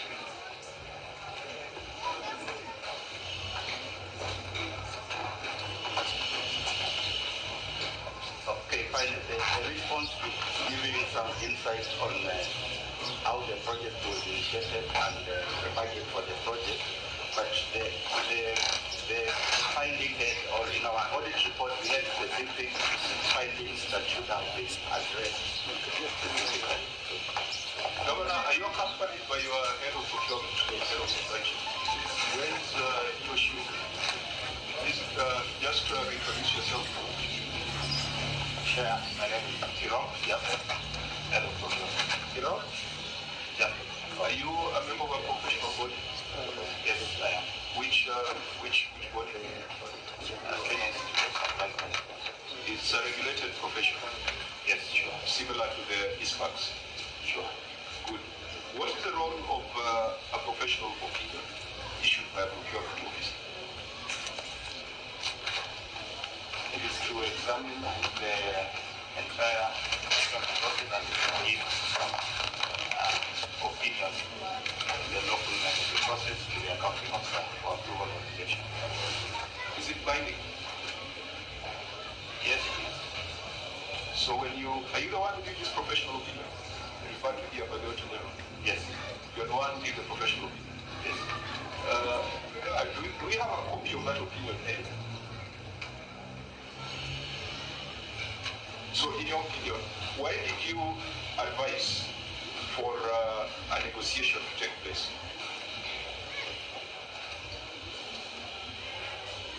Chair, It was largely because of the nature of the contract. It was a part of design and build. And there was already an estimate provided, which was from the engineer's point. So that was the basis of the advice. And who are you advising in that meeting? The accounting officer. Did the accounting officer heed to your advice? I don't have the... That is the audit query here. Yes. That the head of procurement did a professional opinion, which is provided for, and you just confirm that yours is a regulated profession. So your opinion is not like mine. I'm just a fisherman. You are a professional. So yours is, it comes from a position of knowledge, training, and authority. The Auditor General says your opinion was a negotiation took place before awarding the contract, and there is no evidence that that negotiation took place. And as a result, there was 39 million which could have been saved in terms of procurement. So I'll put it here again. Did the accounting officer do anything in response to your professional opinion? Chair, there was no negotiation. So the accounting officer in this case was COL or CO Finance? COL. Was chief officer? Yeah. Again, Governor, do you have chief officer health present? Because there's some questions that, unless you want to take a bullet for them, there's some bullets that must be directed at them. Just a minute, what was the date of your professional opinion?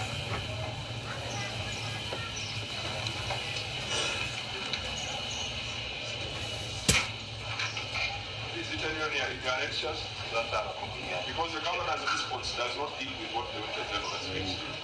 Are you aware that on the 18th, on the 20th of May 2018, the chief officer gave an order to commence work on the 20th of May 2018. The chief officer health gave an order to commence work on 20th of May 2018. And yet the contract was signed on 17th of April 2019.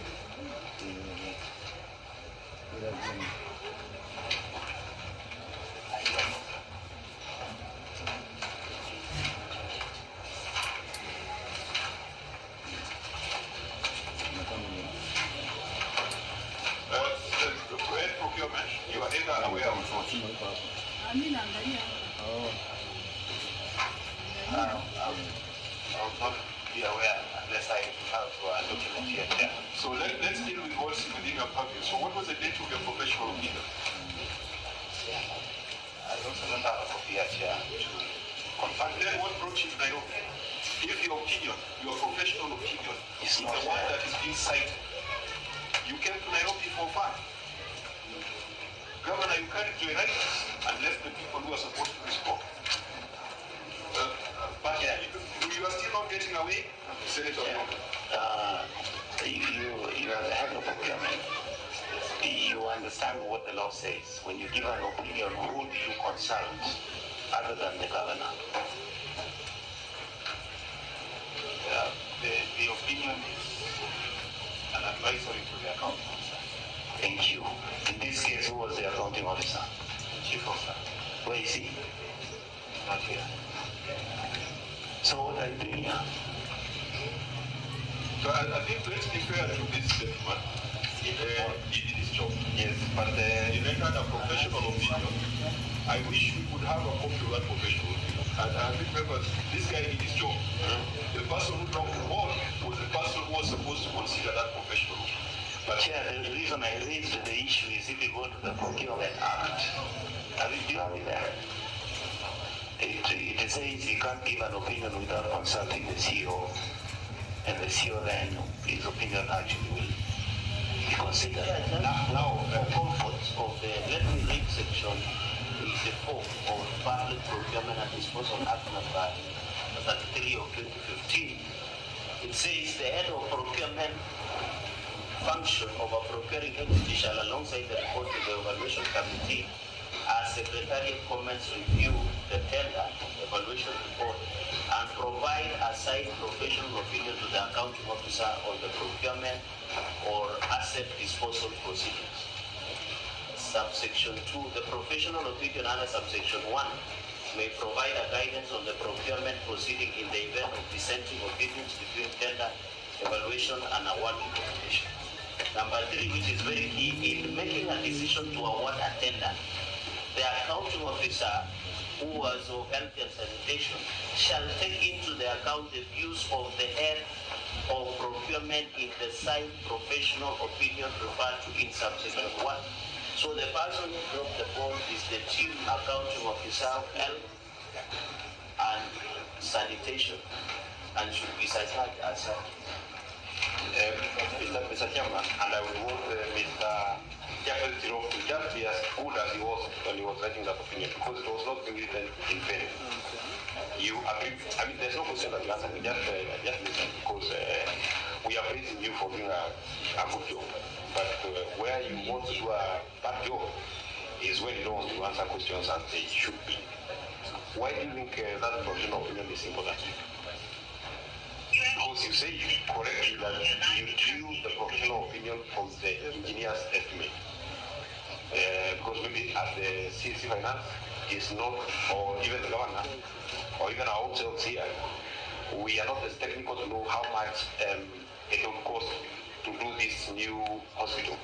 So what we rely on is the engineer's estimate. So the engineer's estimate estimated that what was given less than 9 million. That should be about 370 million, if I got it correctly. So you give your advice to the chief officer, and there is no record to show that, because that is a question which was not answered. There was no record that the chief officer either took or ignored your advice. The only thing that is on record is that he or she went ahead to issue the contract against your advice. Is that the correct position? Secondly, Chair. So just allow me to answer. It's a straightforward. Is that the correct position? Yes. That is the position. Very well. Thank you, Chair. I think we might have praised the head of procurement wrongly, because in the observation of the auditor, in your opinion, you are requesting that they should be negotiating to lower the price. Chief Officer Tirov, and I hope Kisim is listening to this, the Public Procurement and Disposal Act and PMF Act is very clear. Should you float a tender and there is no lower bid as per what you had floated in an open tender, that tender is declared non-responsive and therefore you float again. The issue, why would you be advising that they lower the price from engineer estimates 370 million? Why were you doing that? Which means this around 39.81341 million might have been the money to oil and grease the palms of the people who are deciding on who to award the bid.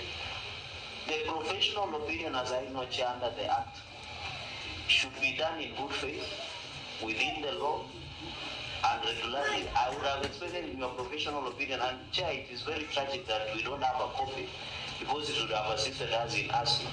But why would you be, I thought that your opinion should have been, if there was non-responsive, you should have declared that, or advised the accounting officer to declare that bid non-responsive. Then they float again until they meet what the law says in Public Procurement and Disposal Act and the PMF Act. Number 2, and finally to Governor.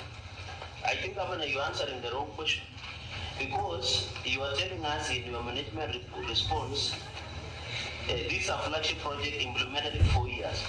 But in the contract that you signed on 17 April 2019, where this contract was awarded at 498,813,414, a duration of 2 years 2 months and 2 weeks to coincide with the close of financial year 2020-2021. So the question is, why are you saying 4 years?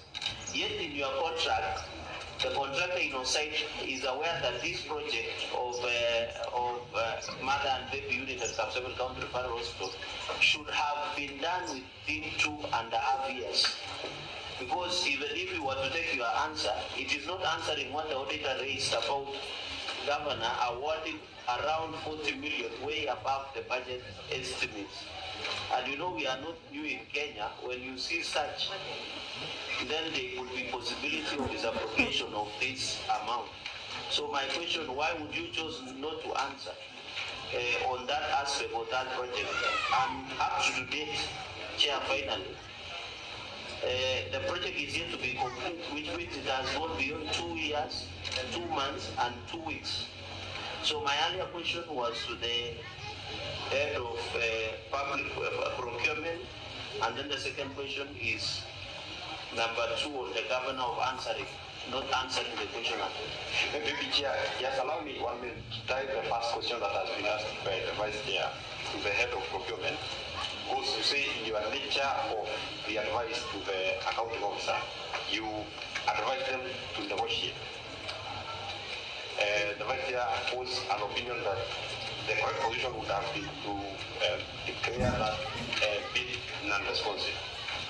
So I want to draw your attention to this section 45 of the Public Procurement and Asset Disposal Act, 45.3.1, all procurement processes shall be within the approved budget. I'm sure you are very conversant with that. So now the approved budget for this particular project was 400 million. The bid that you are asking to be negotiated is already at 409. So it is not within the approved budget. So in your opinion then, was the advice to renegotiate the right advice, or the advice should have been to declare the bid non-responsive in regards to what has been provided for by law? Okay, members, we need to allow you to respond. Just a small matter, I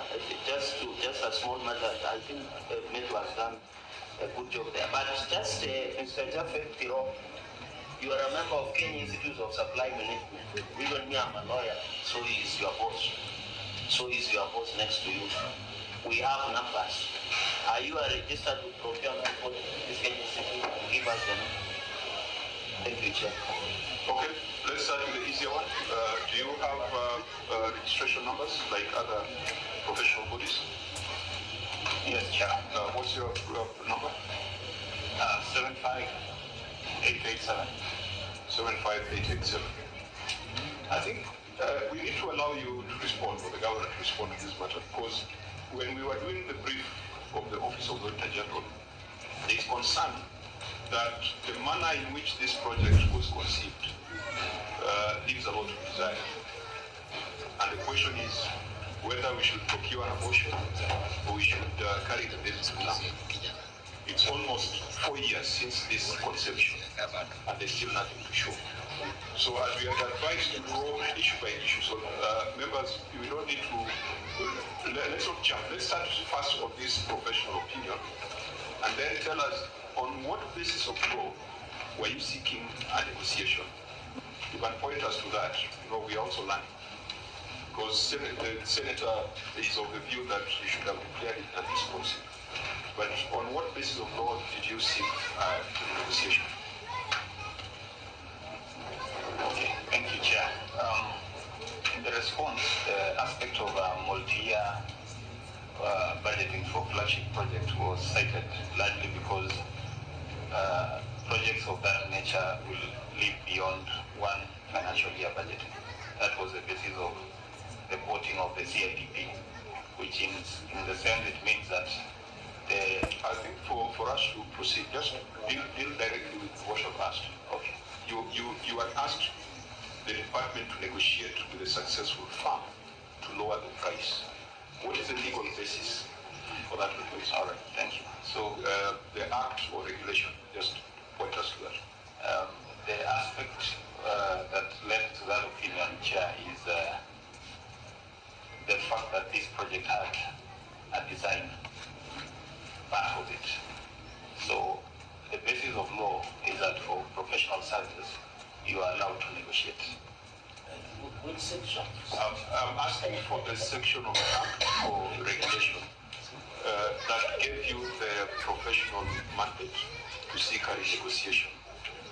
I think if you can lay it out, it would help us.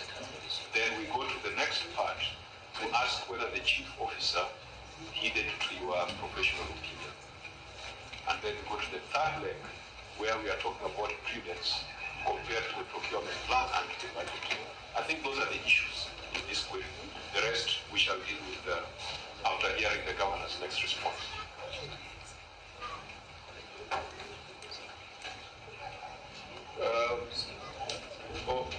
OAG or Treasury, maybe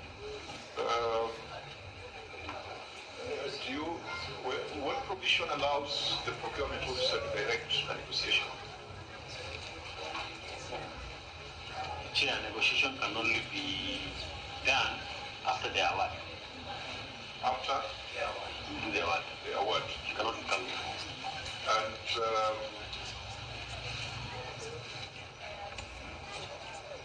I wish we had a copy of this professional opinion to find out at what point that advice was rendered.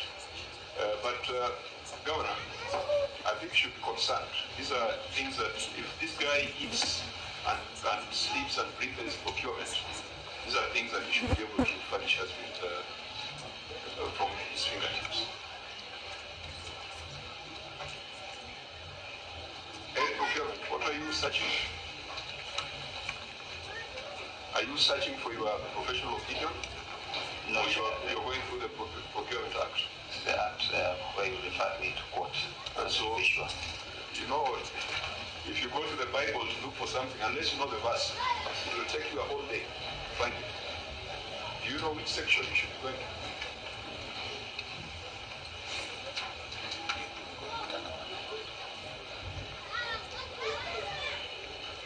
Chair.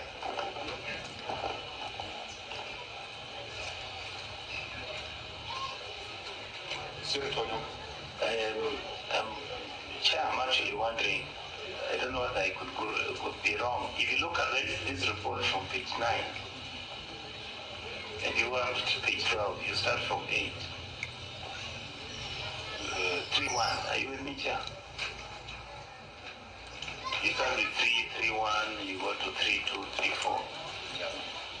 Chair, everything here is anomalies. Now, I think we are wasting our time here.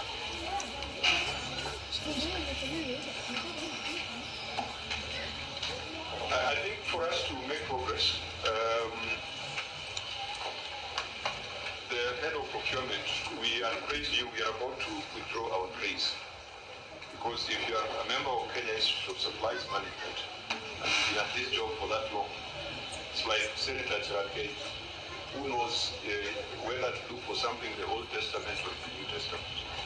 You don't scroll the Bible from page 1 to the last to find something.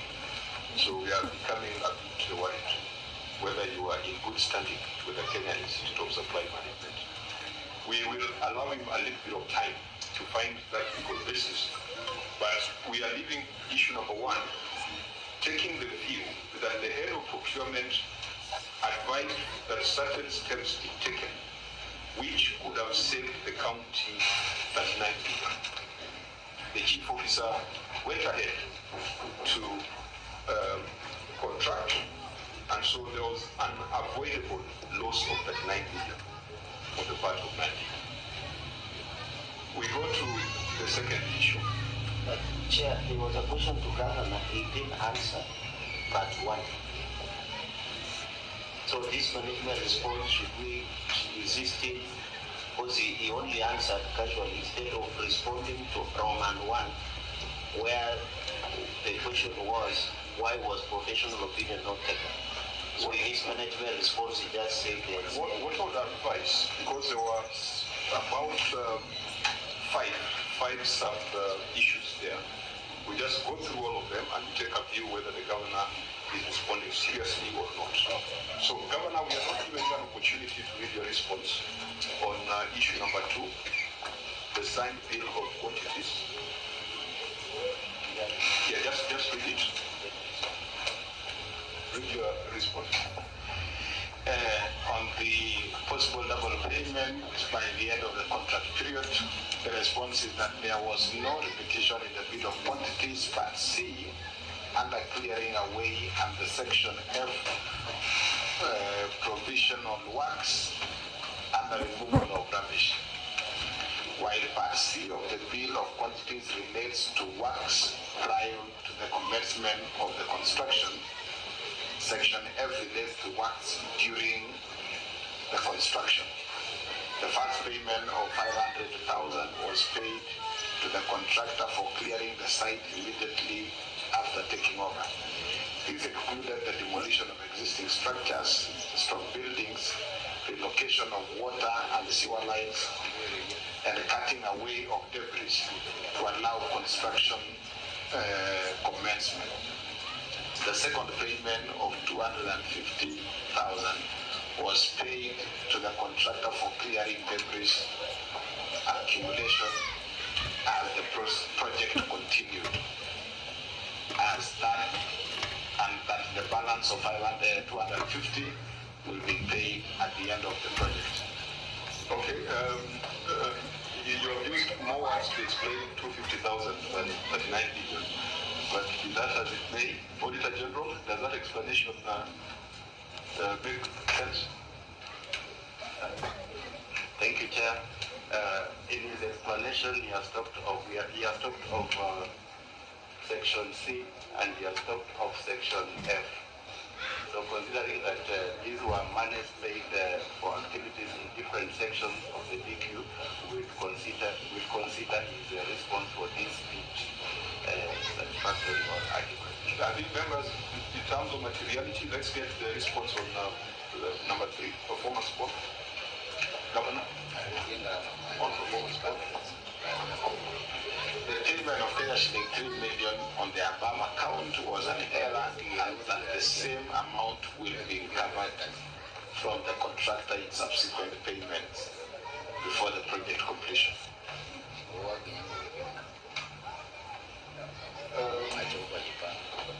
Auditor General?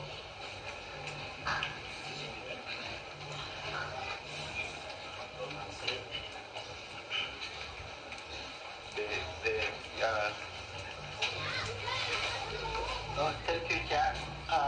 The management has actually acknowledged that the 3 million was erroneously paid. Maybe we only wonder how long it has taken before the amount is refunded. Governor, why do you want to wait for project completion? Why don't you want to recover this money from certificates raised?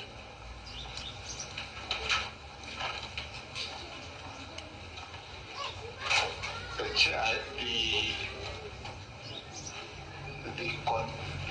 county owes the contract. In fact, we have a number of pending certificates that we have not been paid to the contractor that are way pending.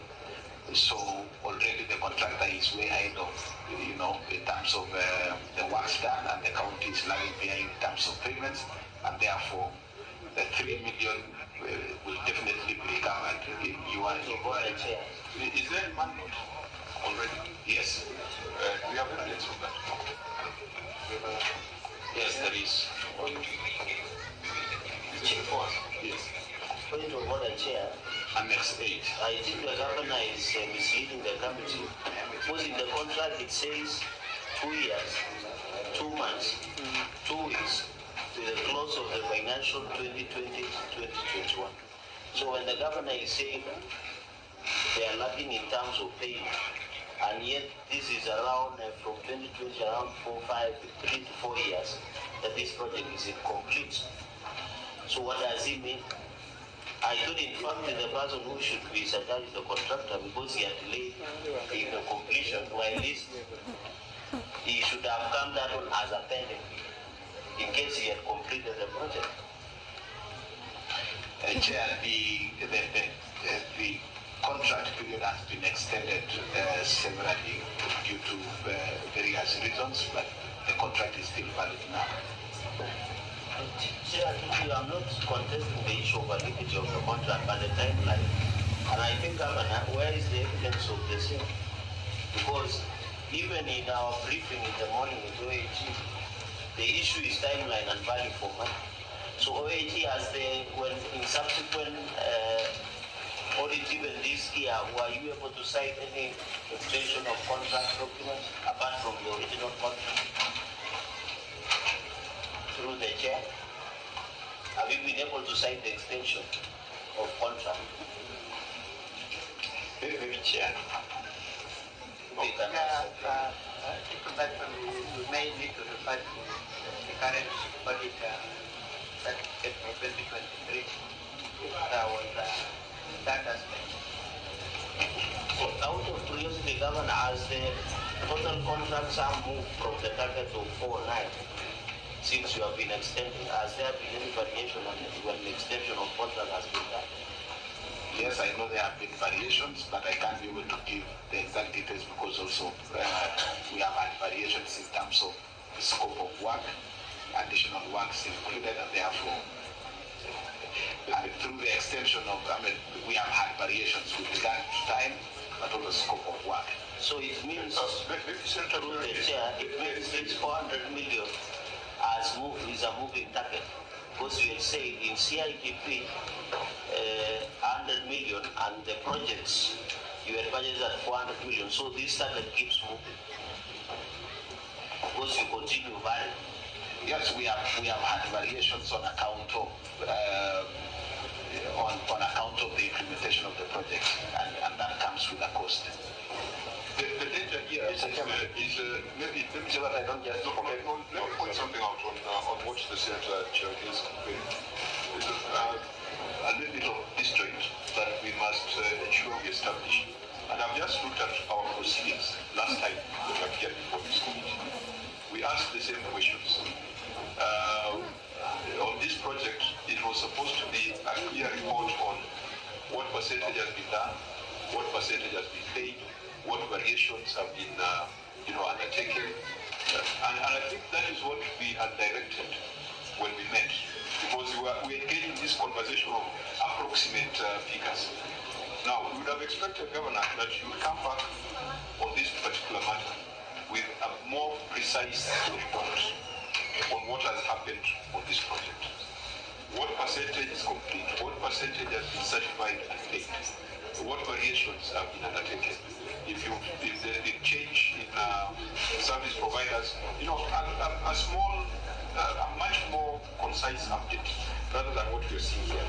Because remember, we are dealing with 400. That's what I want to point out.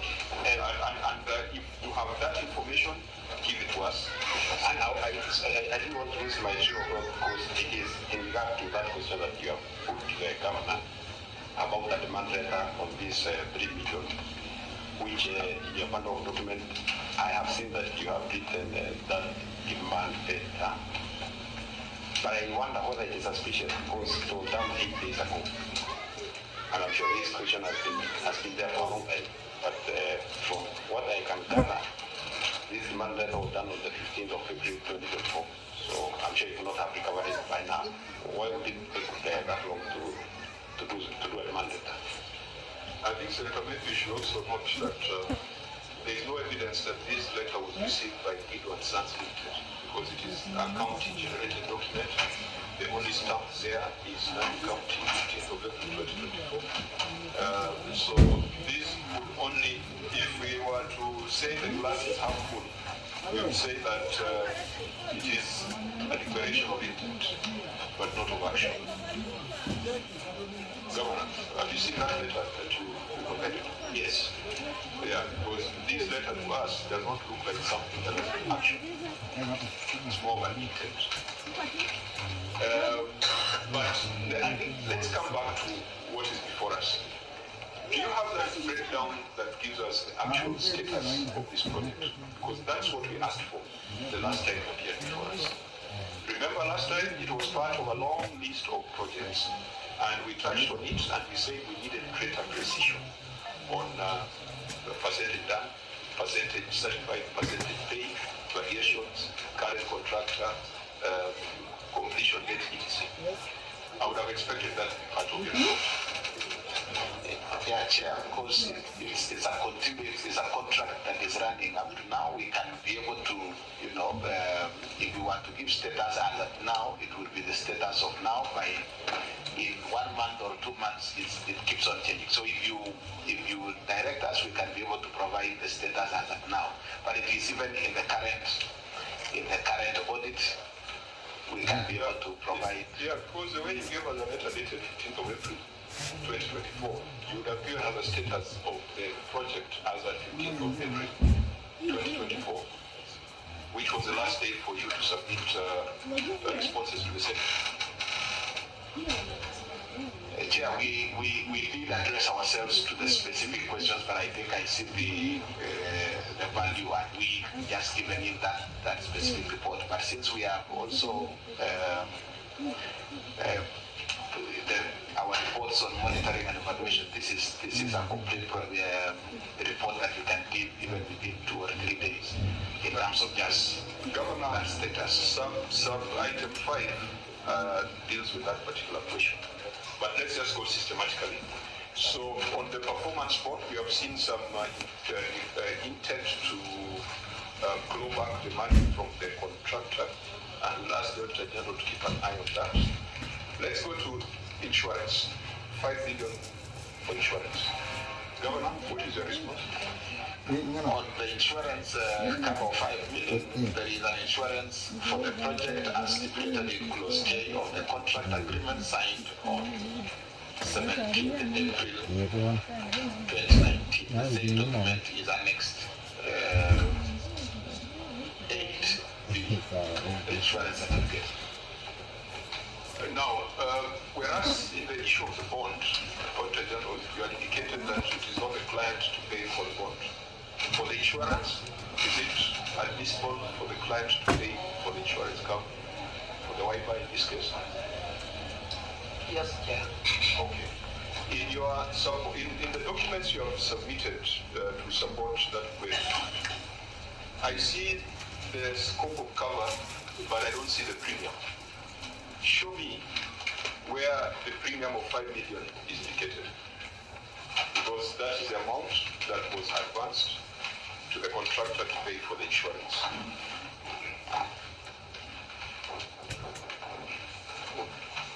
And Chair, as an addendum, I would like to ask the head of procurement to explain to me, assume I'm a local farmer, when somebody gets a tender to construct anything for the county government, is it the county government that takes over the insurance policy, or is it the contractor who's actually, that's why he gets?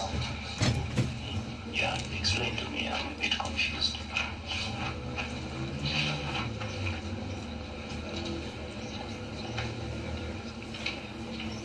Okay, so do you want to first point out the premium and then you do the explanation?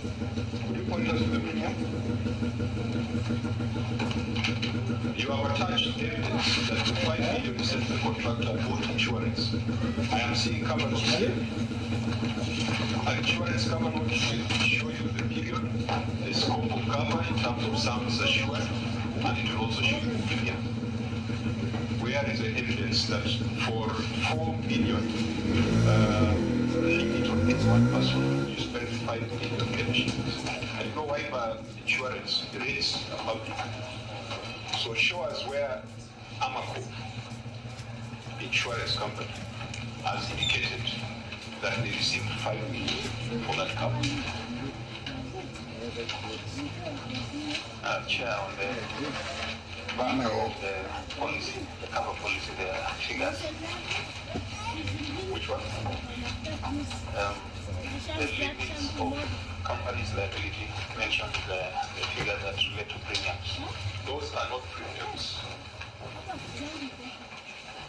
So this is what the policy shows, but that means we don't have the. I think you must retract what you have said, because you are misleading the committee. We have taken this kind of covers. What is displayed there are the limits of cover. That is not premium. It is upon those limits that the rate is applied. to arrive at agreement. The query is you pay 5 million to the contractor to purchase insurance, and you are saying that evidence is before us. Show us the evidence that for this scope of cover, 5 million was paid.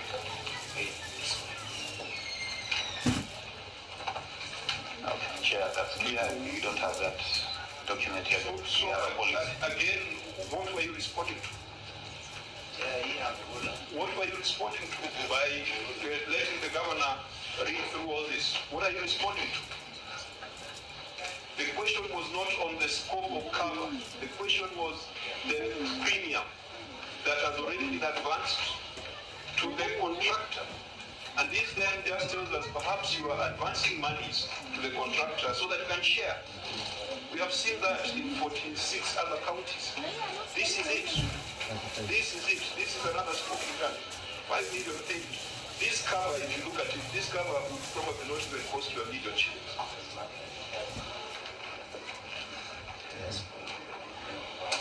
Governor, is Nandi a criminal enterprise, or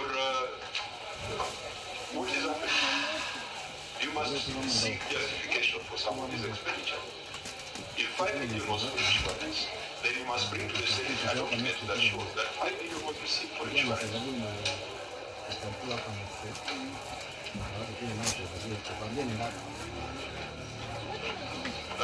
How do we, if you are sitting where I'm sitting, Governor, what would be your conclusion?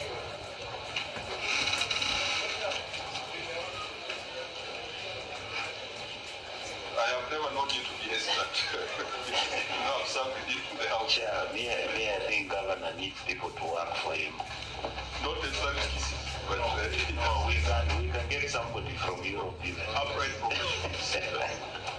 Senator, I stopped you, but because there is nothing else to discuss if you cannot see evidence of 5 million paid as a Yeah. I proceeded. I almost assessed under the government because I think the matter is a bit so straightforward. Are you members of some young leader caucus? I suspect. Chair, I That's conference. Very docile. Chair, I think this is spoiling the good name of Amaco. Because these are straightforward. This should not have been more than 1 million.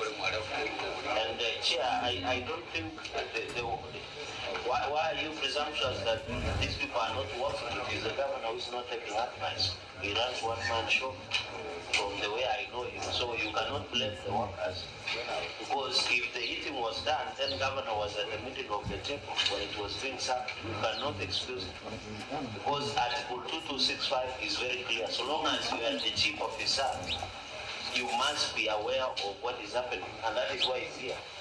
So, Chair, on this issue of insurance policy, I don't see any reason that this huge amount was paid out. It should not have been, Chair, and therefore I find it weird. Maybe the head of procurement will tell us, this professional opinion, Chair, has also some certain limits of being legal, in good faith, within particular parameters. So maybe the head of procurement will have to tell us what really happened. Chair, in addition to that, because I can see we have considered, or we will wait to number 5.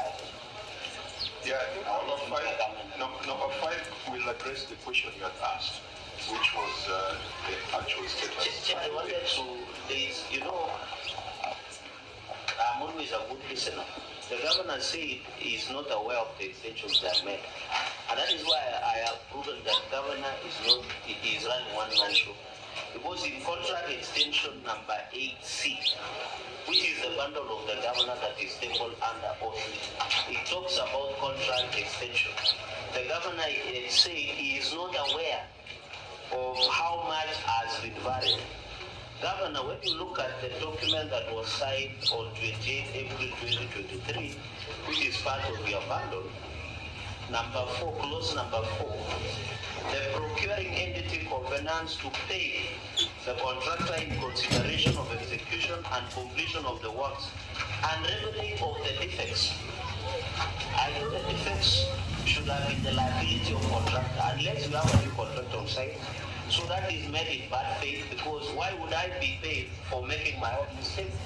Number two, Governor, it says the contract price of 409,834.41, an addition of 1,790,577.45 million due to variation orders made by the user, bringing the total sum to 511,604,018, an increase of 24.84%.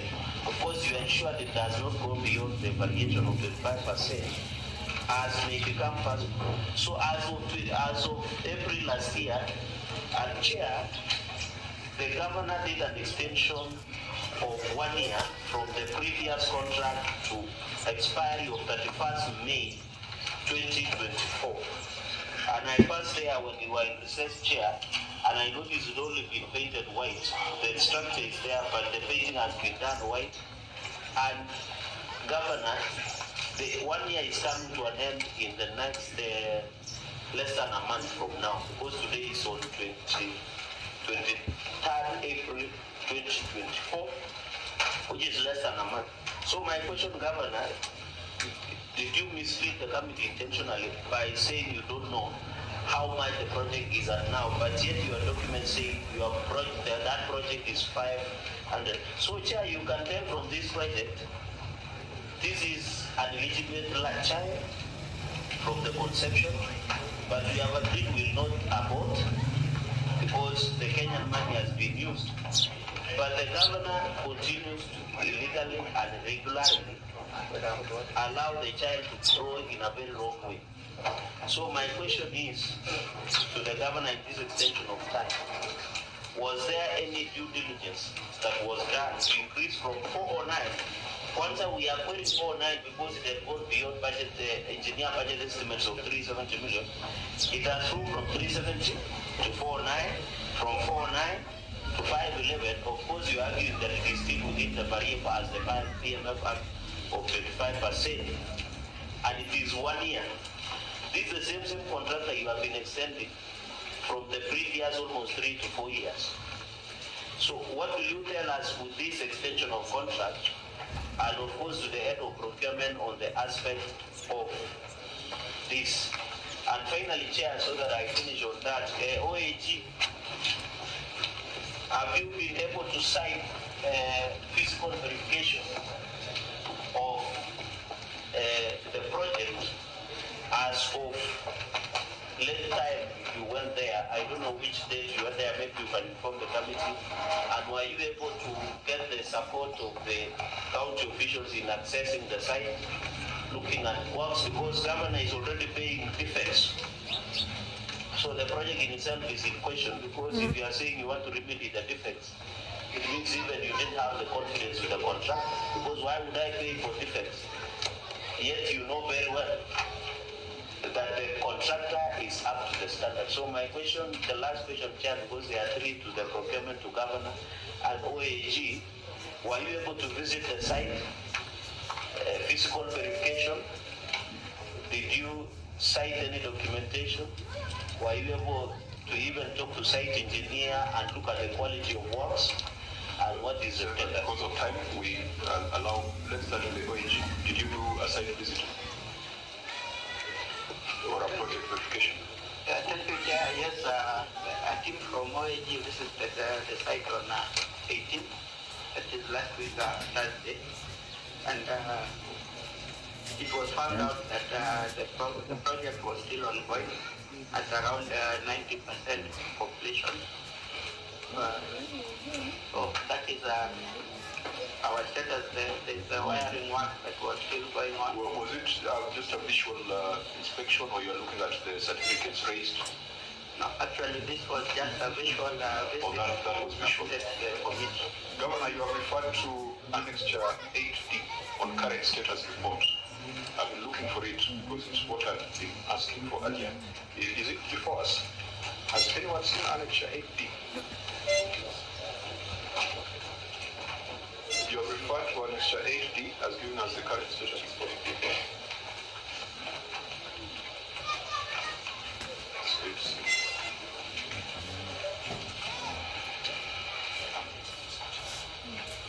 Do the other members have an HIP? Because that would answer. You have it? It is missing in my pack. Governor, this is the status as at what date?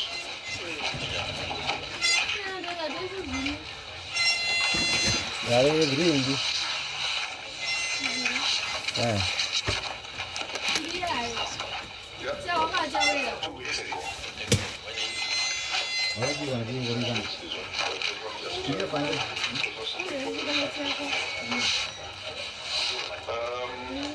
you were talking of 88% has progressed. I think we will need to, this is what I've been asking for. I don't remember was saying a clearly, documented status report. Fine, as we consume this, I've seen Senator Tata is in the room. Please go on record.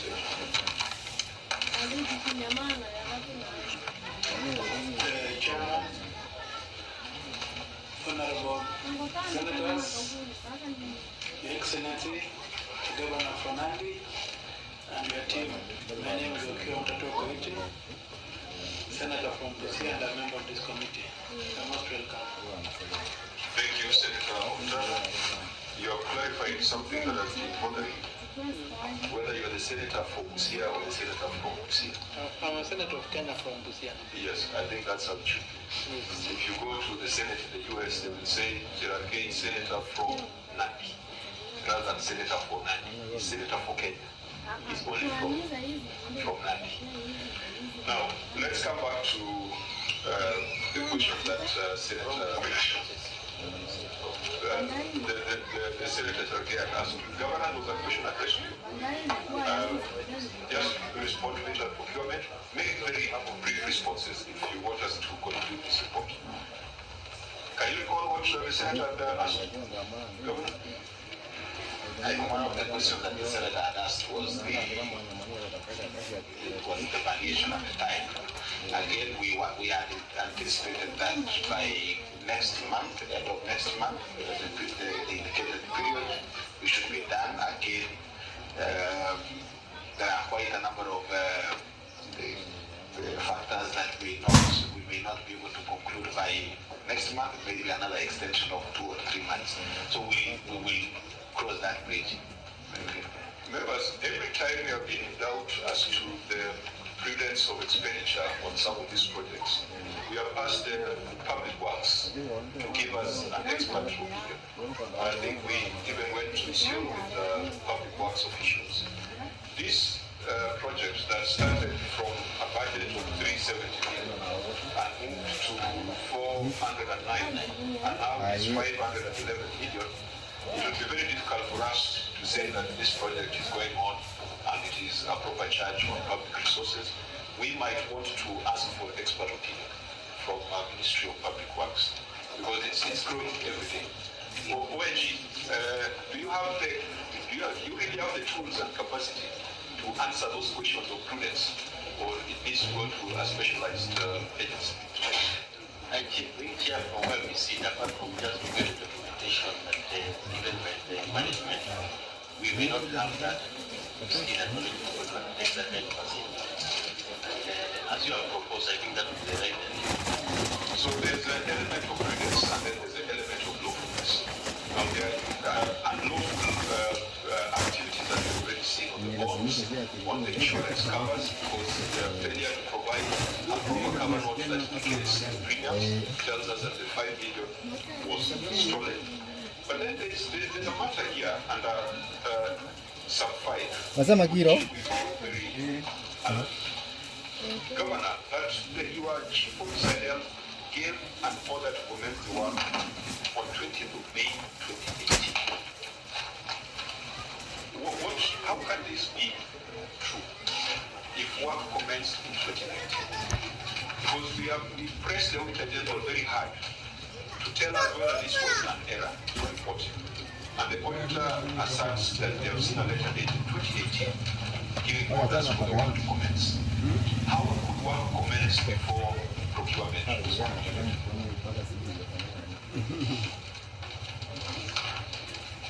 Chair, that can only be anti-Iguera.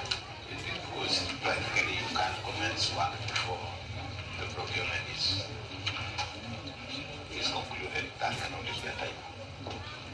Well, that excuse of typos, I think Omtata has been around long enough to know what it means, and perhaps he has litigated on some matters. Auditor General, what's your interpretation of that letter of 20th May 2018? Thank you, Chair. Again, now that we did not also kind with that, we really wish that we make a provision that there could be a typo until we get back and get the real letter. No, we cannot say that it was a typo until we have confirmed. So your report should remain as is until we look at those correspondences and get an affidavit sworn by the chief officer that it was a typo. Chair, what the position is that the communication came before the award. It was meant to defeat the procurement process. So can you share with the committee the two letters, the professional opinion, and also this letter of 20th of May 2018, so that we can look at it. But I think on this we are saying, on matters of prudence, we will involve public works.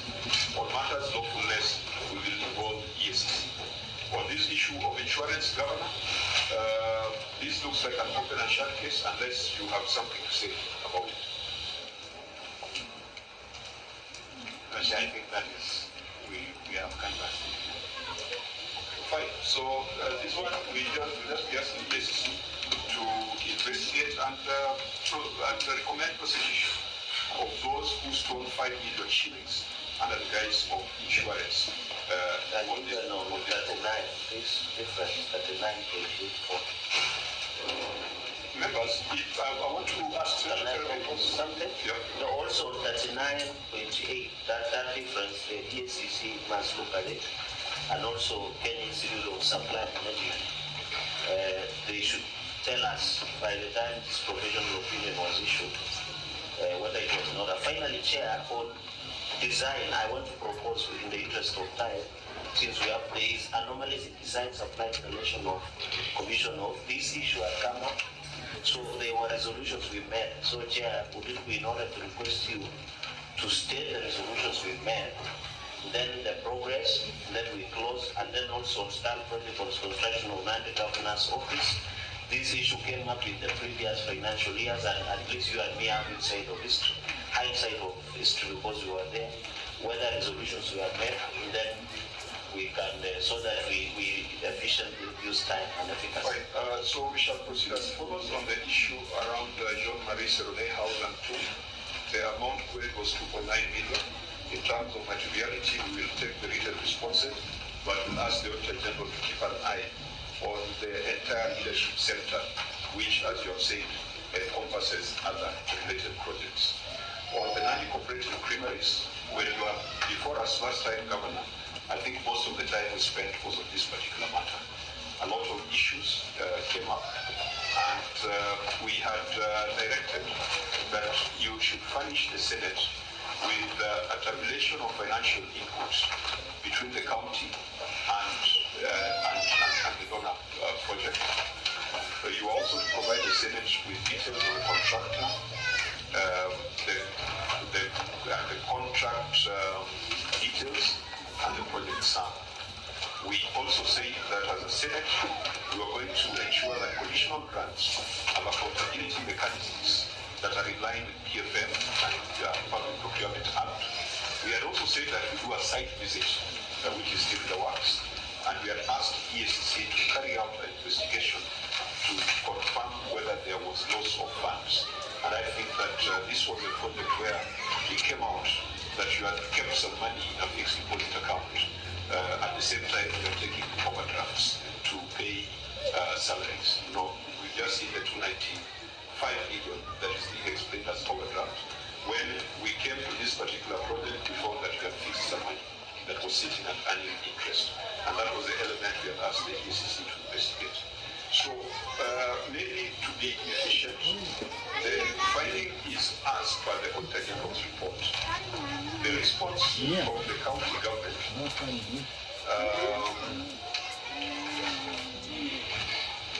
let's take the written response. But Governor, I want you to just, in summary, tell us what is the current status of this project.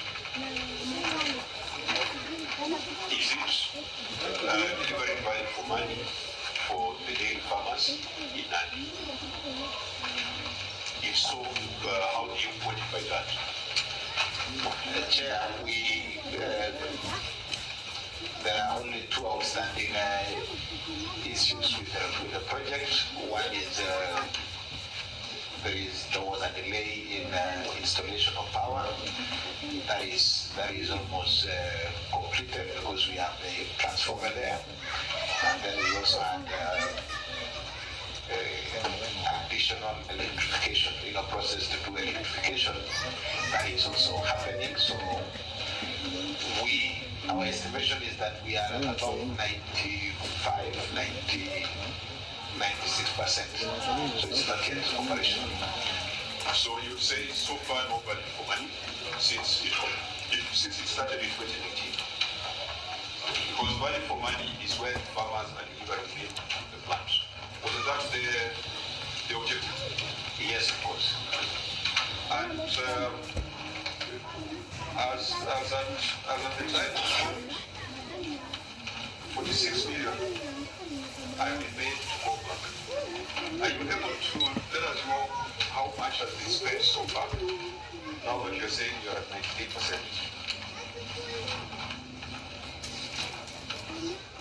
And in addition, Chair, suppose that you had asked a question, so far how much has been paid and who finances it?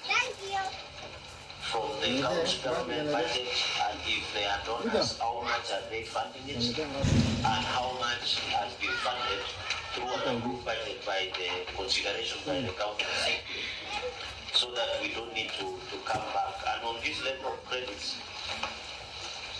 Chair, maybe for the answer before we go to letter of credit by the cooperative bank that was we issued then.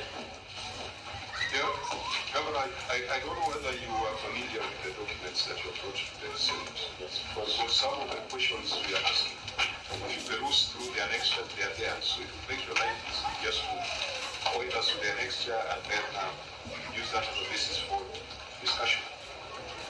And finally, Chair, so that by the time this project is open and functional, so we have seen from the Kapsabet newborn units, the hospital has moved from 374,9 to 511. Or this, because you had said in the flagship project were around 400 million. What was the initial? Because I'm trying to look at the contract governor that you have supplied of Milky Development Company, and you didn't put the total sum of the entire project in this.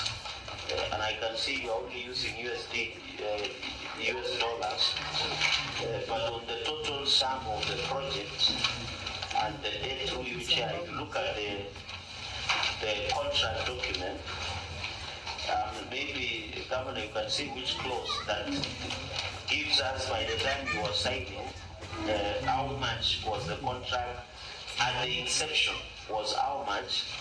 Then now you can check as if there is extension and variation of similar amount.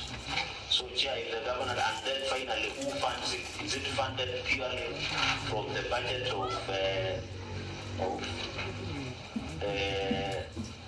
because I can see another document, Chair, the phase 2 of the proposed.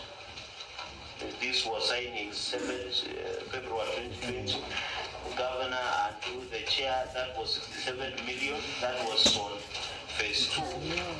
But I'm not seeing the amount of phase 1. Or is it this one? The contract price was 289,200 and 300. That is 289, $233. There was another one of $712,361 US. There was another one, $0.54 US. And Governor, you have mixed everything, equipment, the contract, phase 1 and phase 2. So my question is so that it becomes easy for you. By the time the creameries is functional to be used by farmers of Nandi, how much would that cost? And is there proof here? Number one. Number two, who funds it? Is it through the money that is provided by the budget only, or there are conditional grants that you get? And finally, what was the timeline before Giver's extension? Was it the 2 years? Was it under one financial year before you did the extension? Thank you, Chair. Now, Governor, we are limited in time, so I see you've got your Annex 10. Is that what you'd like us to refer to? Yes. Okay. Very, very quickly, just address the question raised by the Senator, and if that information is on a page, point to it. I think, Chair, in terms of the payments, in terms of the contract costs, we expect that at a cost of 584,954, that is the very, almost the second last page. The summaries are in the second last page. So it means, you check, means you have never varied. So at the beginning it was only 584. But that is the total cost to completion. But the inception was how much?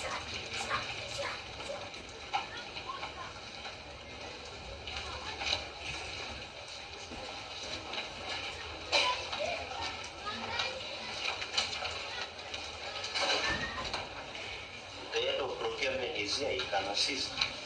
Because he must have also given out professional opinion. Maybe what was the initial cost of this project? Just the way you are very clear, the Kapsabet, Newman and Baby, the NBU, the new unit, you are clear that you get it at 4.9, and now it is a 5.11. What about these payments? When you are incepting it before variation, how much was it? Of course, this project had two components, the structure, the building, and the construction structure, and the equipment. So, Chair, you will just allow me to try to separate the two and give the indication, because there were two. This tender document does not have that information. But Chair, the governor is saying by the time this project is complete, it's 584 million letters shook without further extension. I thought this involved phase 1, phase 2, phase 3. Now, when you are doing inception, apart from specialized equipment, the structure, among other, at the inception of the project, I thought by the time you are telling us in your answer that this flagship project was worth 400 million, you should be able to tell us from your fingertips this project at the inception of these daily creameries was this much. Governor, please make our life easier. You have a contract, you have a contract document here for design, supply, installation, etc. It's inside that contract document. There must be a contract signed. Because at least this time now we have brought more information than we did the last time. So just point us to the page where you've got total contract sum. I think that should, the price of this contract is 1.051 USD. Page 23.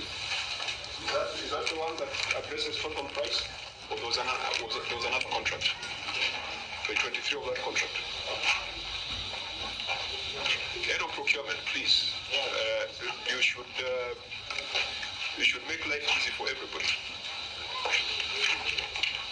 If the total price was 1.051 million US dollars, even taking the most ambitious interest rate, forex rate, then it should be up in about 160 million. Now the governor is telling us that to completion, it will be about 584 million. I think we need to understand that how it has moved from $1 million to approximately $5 or $4 million. That is number one. Number two, I've seen the confirmation by the bank that you're still holding some amounts in a call deposit account. And we spoke about it extensively last time.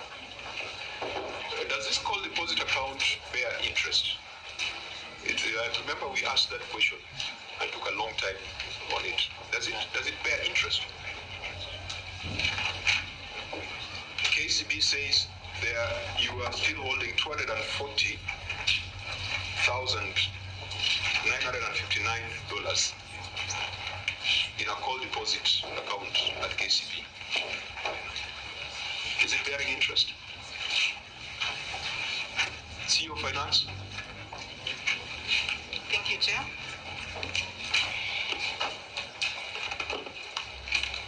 Maybe briefly through the progress report. No, first of all, the call deposit account, does it bear interest? Actually, it's not a call deposit per se. This is what KCB has said in their letter. The outstanding balance is currently held in a call deposit held at KCB. Yes. There's a call deposit account, it attracts interest, and the interest is used to take care of the cost of processing the payments. Cost of? That's a lot. Wait a minute. Any interest arising from your financial instruments must first go to the CRF Yes, as a receipt. Am I wrong, auditor? that is a position, Chair. Because I've been looking at your statement of receipts and payments to see whether there's a line there saying interest from deposits. There is nothing. That in itself is a violation of the PFM. So these guys are holding 31 million in a call deposit. Even if you went for a low rate of 10%, because banks now, for you to get a loan from banks, it's almost 21%. Even if it was bearing 10%, that's 3 million in a year. You're telling me that 3 million is being used to, so who's eating that 3 million in the first place? Are you one of them, Chief Officer? No. So if you're not one of them, who is? I would say no one. There's an interest. There is an interest. There is an interest that is coming out of this. Is that a fact? Yes, and remains within the account. Wait. There is an interest that comes out of this. How do you treat interest? Should you deal with it within the bank account, or you should recognize it in your account revenue fund? Ideally should be recognized. Has that been done? No. Who is responsible for making sure that it is treated in the right manner? Is it the governor or is it the Chief Officer Finance?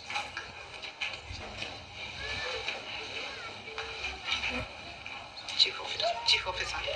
Fine. So you will have to cough back the interest that you have been eating alongside the bank.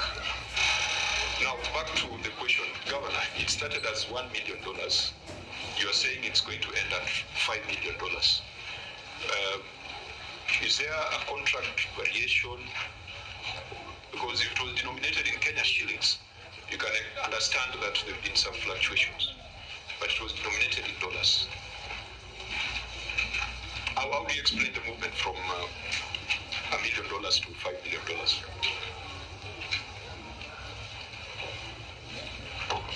Chair, we can put up the documentation to show that movement.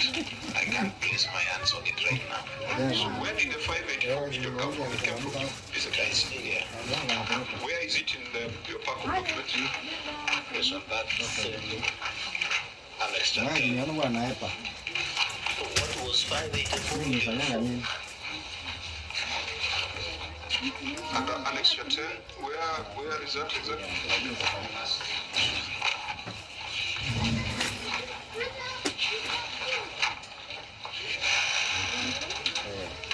Is it the second document or the first?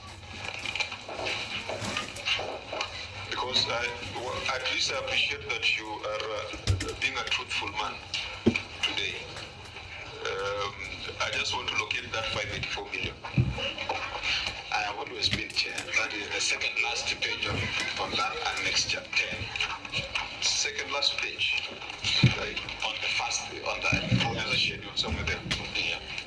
Just before the cooperative bank, there is one document show with a picture, and then the next.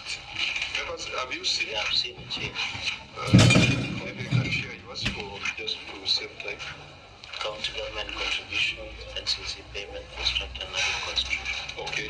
Yeah, so at least I'm glad that the governor, because we are directed that breakdown be shown for the counties.